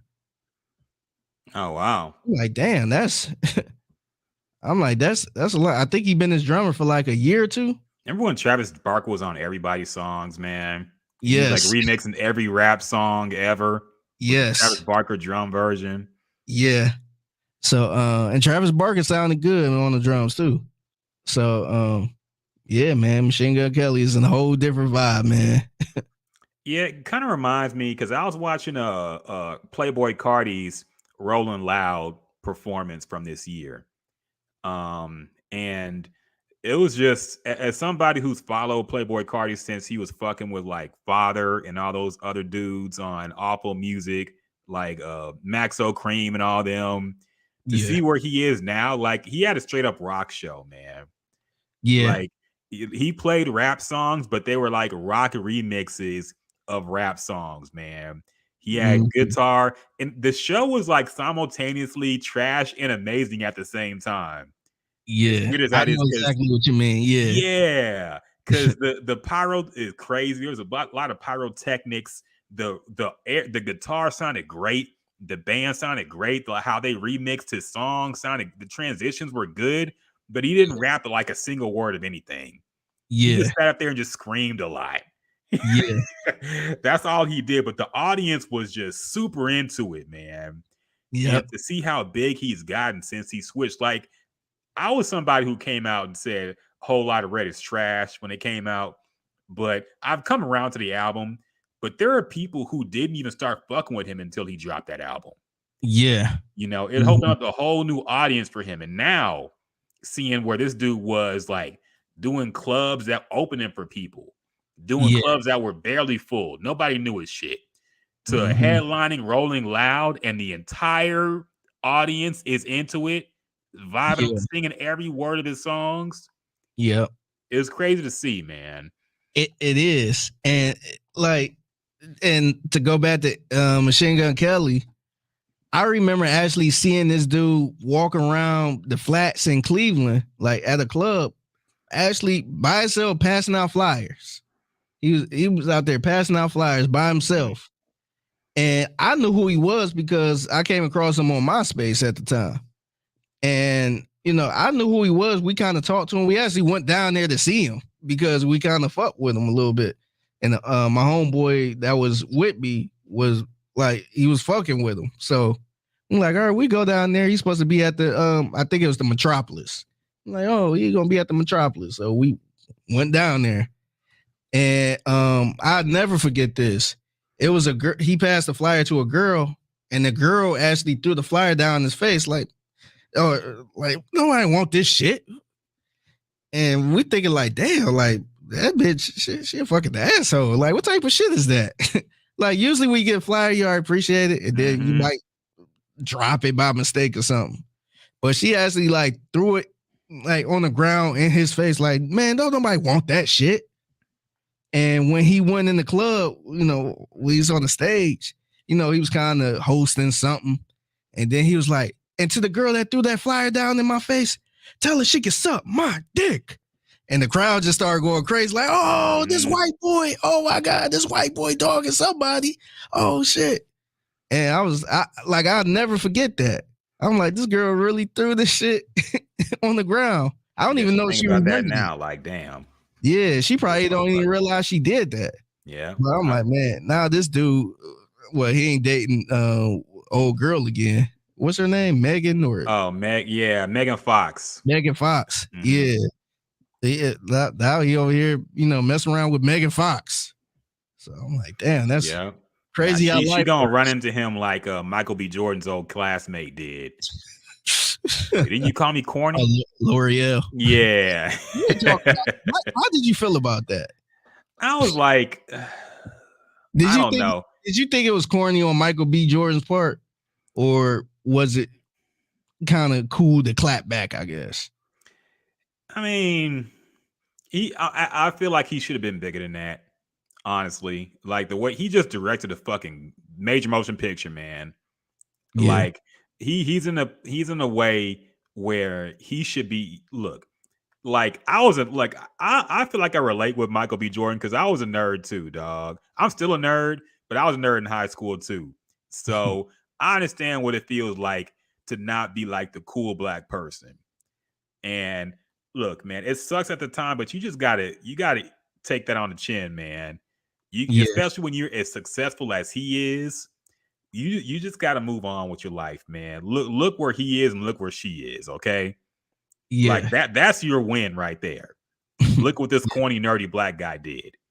Yeah. I'm directing movies. I'm one of the biggest stars in Hollywood. That's the clapback. He ain't have to say, "Oh, you call me corny, did you?" Like that just proves you're holding on to that. Yeah. And you just got to let that shit go, man.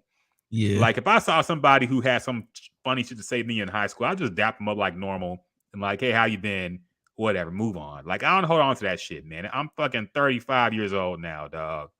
Yeah. I'm sure. I think he's in his 30s now too, definitely. So you just gotta let that shit go. I thought it was kind of corny that he even proved that he was still thinking about it or remembered. Yeah.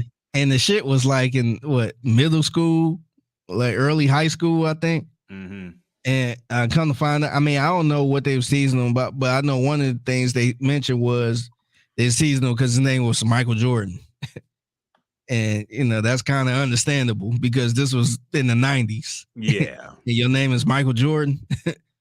So, I agree with you, man. Like, I ain't got time I remember a lot of shit what people said about me.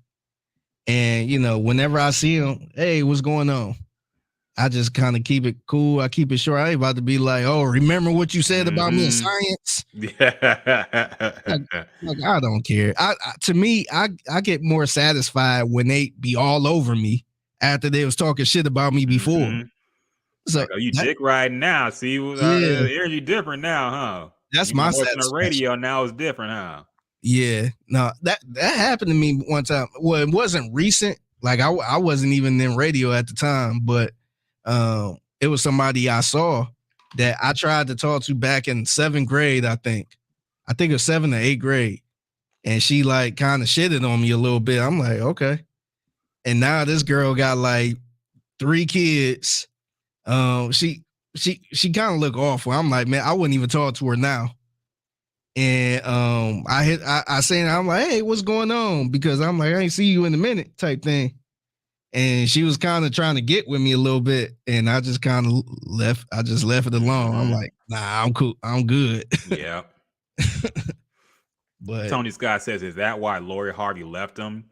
Look, the contract was up. Contract was up, man. Contract was up. They went their separate ways. It was what it was. So, yeah. But I don't know. Like, and I've seen women like go at Michael B. Jordan for being like this corny guy or not having like an edge to him. And it's like, I don't know, man. I thought we were over this nerd black guy versus cool Russell Wilson future shit. We gotta, man, we need to make a list, a Jibs and Juice podcast list. We need to stop discussing corny. What corny is. Because who the hell knows what corny is? Like, what exactly is, because one moment women be sitting there talking about this guy corny, that guy corny. Mm-hmm. He ain't got no edge to him. But then they be like, "Oh, ain't nothing wrong with being corny." Yes.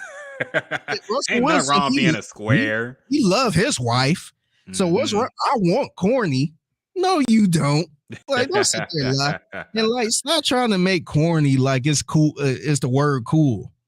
Like Yes. corny is corny, man. Like you can't make corny cool. Like you could say somebody a little cheesy and all that stuff, but nobody said, "Oh yeah, I like you. You corny." Like Yes. that wasn't an endearment type. Yes, that's thing.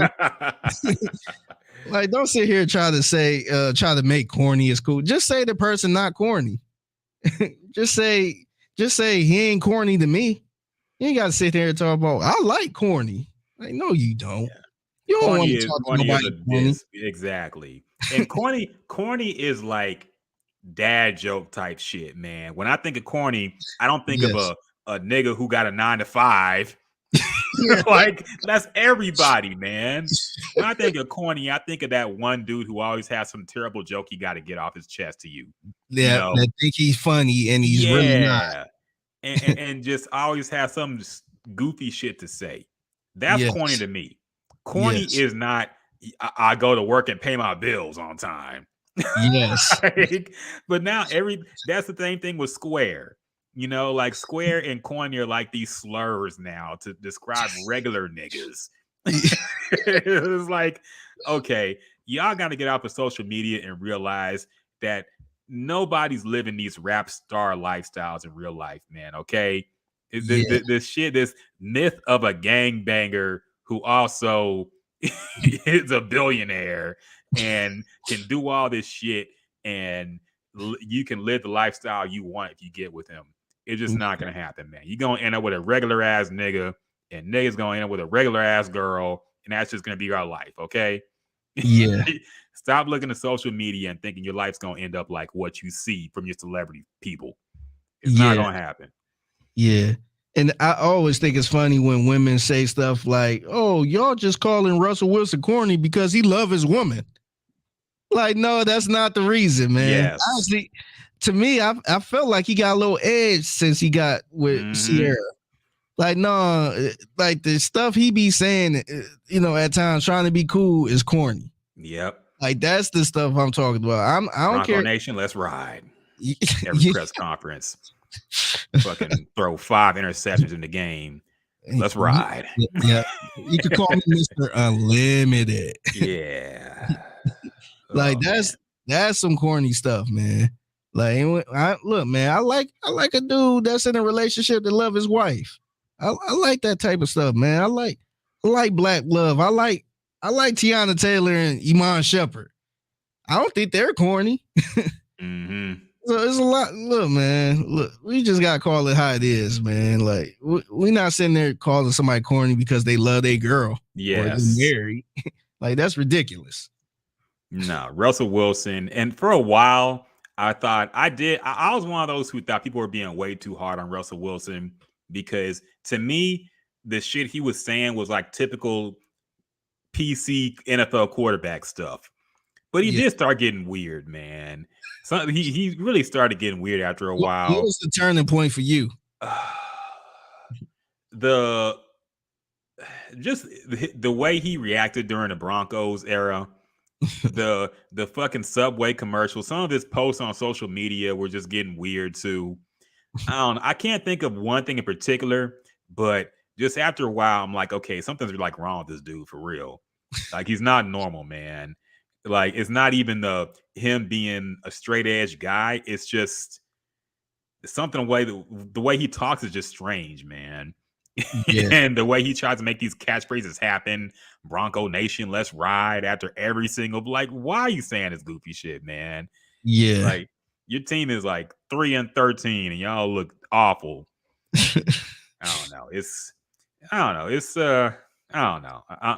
just a strange guy in general, but there was also some talk about what she wore. I think it was to the Oscars, I guess. I don't know. She was like half naked. Yeah, some shit. It was a see-through dress with like a thong on. Yeah. Yeah, nice Christian woman right there. I tell you. Yeah. What's funny is, look, this ain't the Woman Hater podcast. Y'all could go somewhere else if y'all want to listen to that. But it's just funny seeing women. Why y'all worry about what she wearing? He like it. They just going all that stuff, but they was talking shit about what's his name? The dude that played for the Thunder, who had them red boots on with that outfit, Gilchrist. Yeah, but everybody got them boots on now, man. Yeah, I couldn't even. yeah. but see, they was clowning him for because of his outfit. I'm gonna show you his outfit, but the outfit was super weird. Where I'm like, nah, that outfit was weird, but he was getting roasted for it. Yeah. It's like, why y'all talking about his outfit? So it's like, a guy talking about the female's outfit, then y'all get pissed. But yeah, but yeah, man, people wasted too much damn time talking about their damn outfit, man. Yeah, no, I agree. I mean, who cares? I mean, shit. If my girl looked that good wearing some shit like that, I'd be like, girl, rock that shit. Yeah. But yeah, everybody's like, wow, this is somebody's mother. This is somebody's wife. It's like, okay, you obviously don't care. Yeah. But I do feel like Sierra's trying to make like this some kind of comeback as like a hot girl or some shit like that, man. Like a city girl comeback. Because the music she's making and the dresses she's wearing, I feel like she's trying to like recapture what's going on in hip hop and music right now with black women. Yeah, to me, that city girl energy going. To me, I don't even think it's the city girl. I feel like she's trying to get that Rihanna, that edgy Rihanna thing where I don't care. Like I could just wear this to it. And it's like everybody can't do that, man. So yeah, to me, that's what it seemed like to me. But yeah, let me show you this real quick. What he was wearing. Yeah, he was getting his ass roasted. Oh no. There we go. Oh yeah, man. Those boots gotta go. Those boots like are niggas getting paid to rock this shit? Or are they just doing it because everybody else is doing it? Yeah. I'm getting sick of these Mega Man boots, man. Like, what the fuck is going on with this shit, man? But this would be a good fit in like '93, minus the boots. I think this it'll be a nice little retro fit. I think this fit gonna come back sooner than you think, man. Because the baggy clothes is already coming back. That's been back. Yeah. I think like a lot of people still wearing the fitted jeans, but I think this look minus the boots will be back, man. I think the baggy clothes gonna be back. Yeah, no, baggy clothes are already back, man. Like they're already with the women. Yeah, with the women, baggy clothes, baggy jeans, big ass shirts are back. Now the throwback jerseys ain't back yet. Yeah, but yeah, the baggy era is definitely back, man. It's already been back for a while. So, yep, all them pictures we took in 2001, 2002, we can bring them back out and not be ashamed. Yeah, niggas stop beating us for Halloween and shit. Yep. It's coming back, man. It's all cyclical. Yeah. So, anything else happened this week, man? I feel like we're forgetting something, but I can't think of nothing right now. What I want to talk about? Check and see what's trending, man. Yeah. This around the time shit be happening. I know, right? Let me see what's going on. That might be everything. Yeah.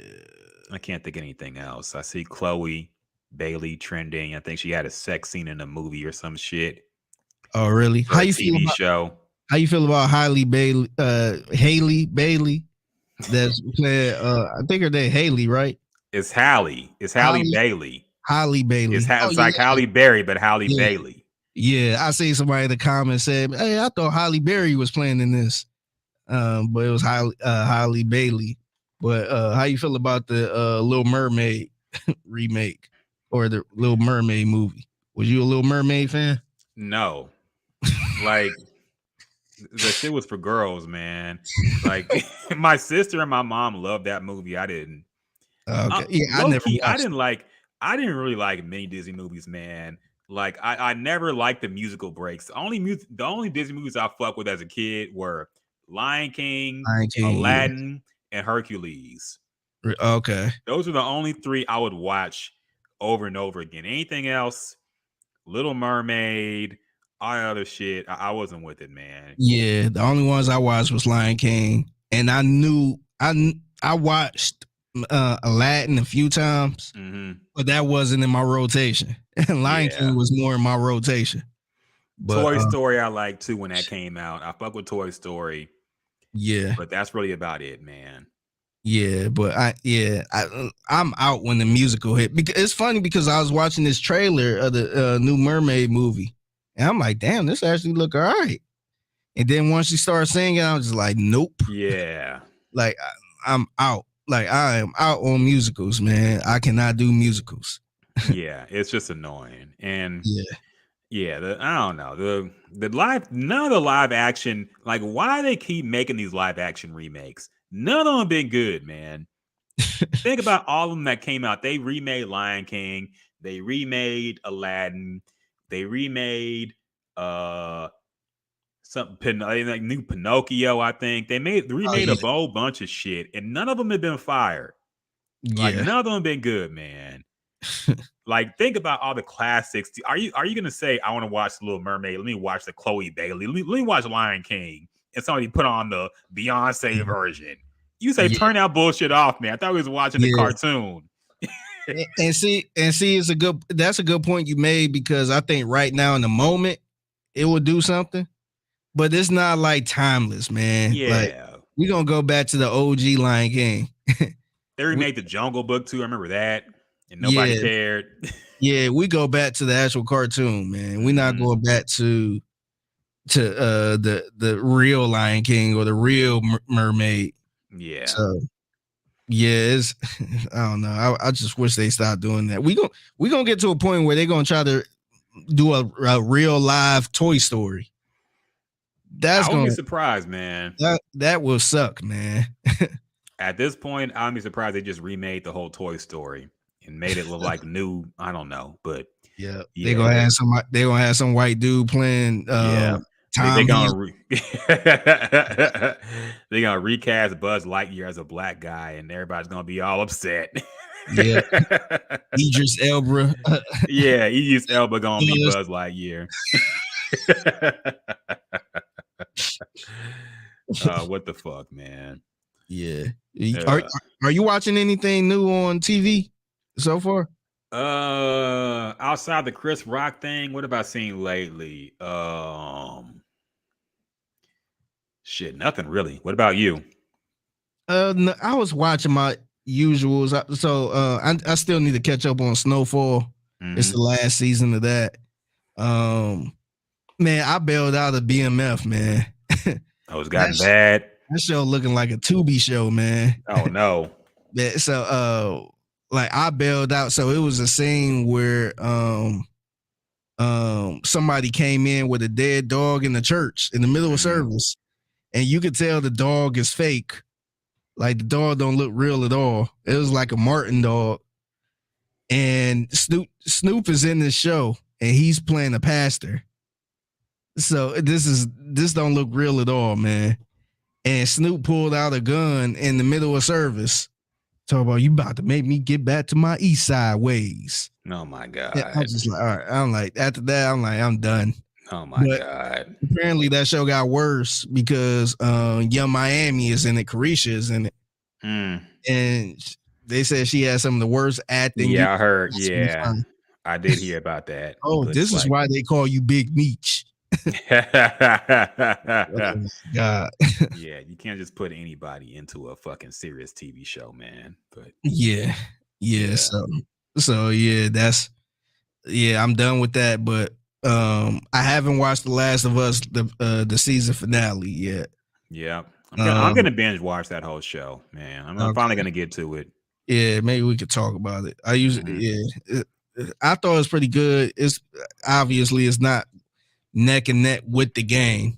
Yeah. There's gonna be some different stuff in there that might confuse you, but I thought they were gonna stretch out. Like apparently this season covers the whole first game.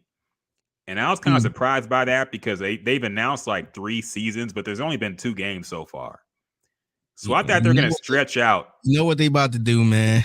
I thought they were gonna stretch out the first game into like 2 seasons. Because if you played the game, you know what happens in the second game. So I thought they were gonna stretch out, but apparently this season covers the whole first game. So pretty interesting to see how they'll do for the second season. But yeah, they might do a Harry Potter type thing where they just go they start making the movie so quick that it passed the book up. Yeah, and they just or they'll do a Game of Thrones. That'll be the worst case scenario. Yeah, Game of Thrones. They start Worst making it up on their own. Yeah. So those games take a long time to make, man. Yeah. So so I've been watching that. Power Book is back on this week. I want to say I'll probably check that out, but outside of that, man, I've just been chilling, man.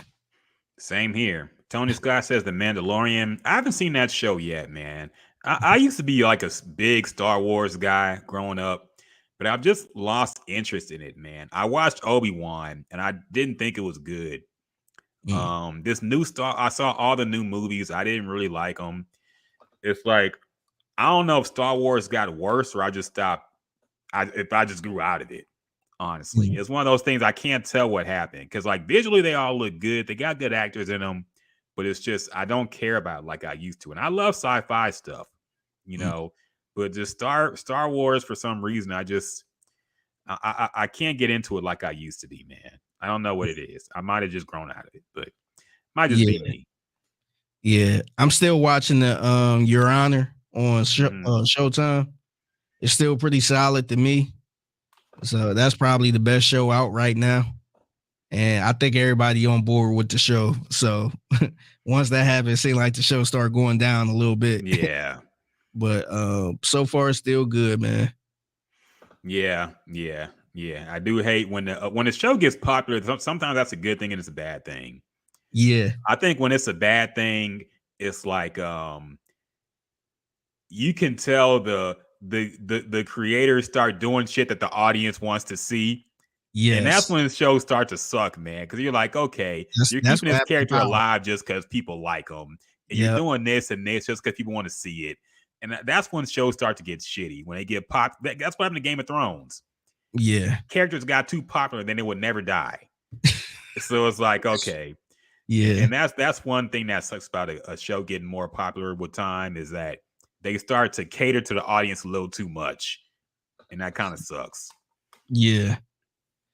Tony Scott says this will bring you back. I've heard The Mandalorian is good, man. I'm gonna check it out. I need Disney Plus again. I'll probably get it for a month and check some shit out. But I've heard that show is actually good.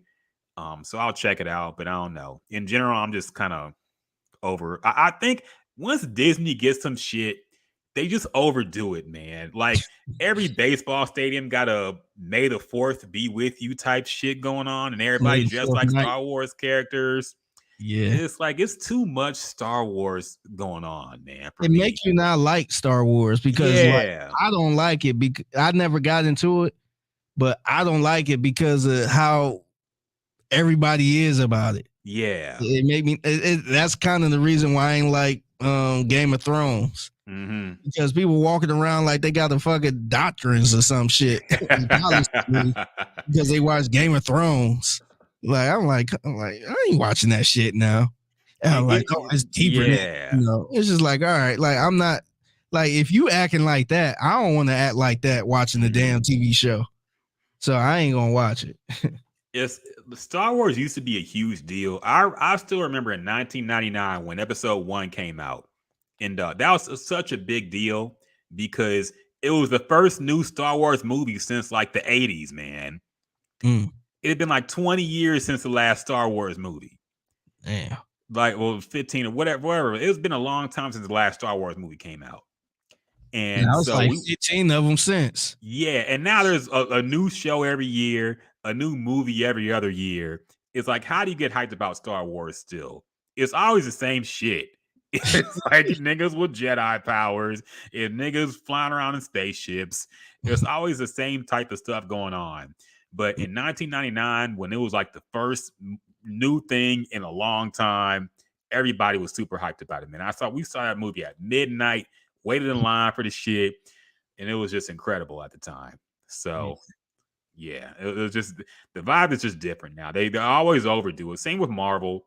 It was a big deal when like Iron Man came out, then Thor, then Captain America. It was a big deal.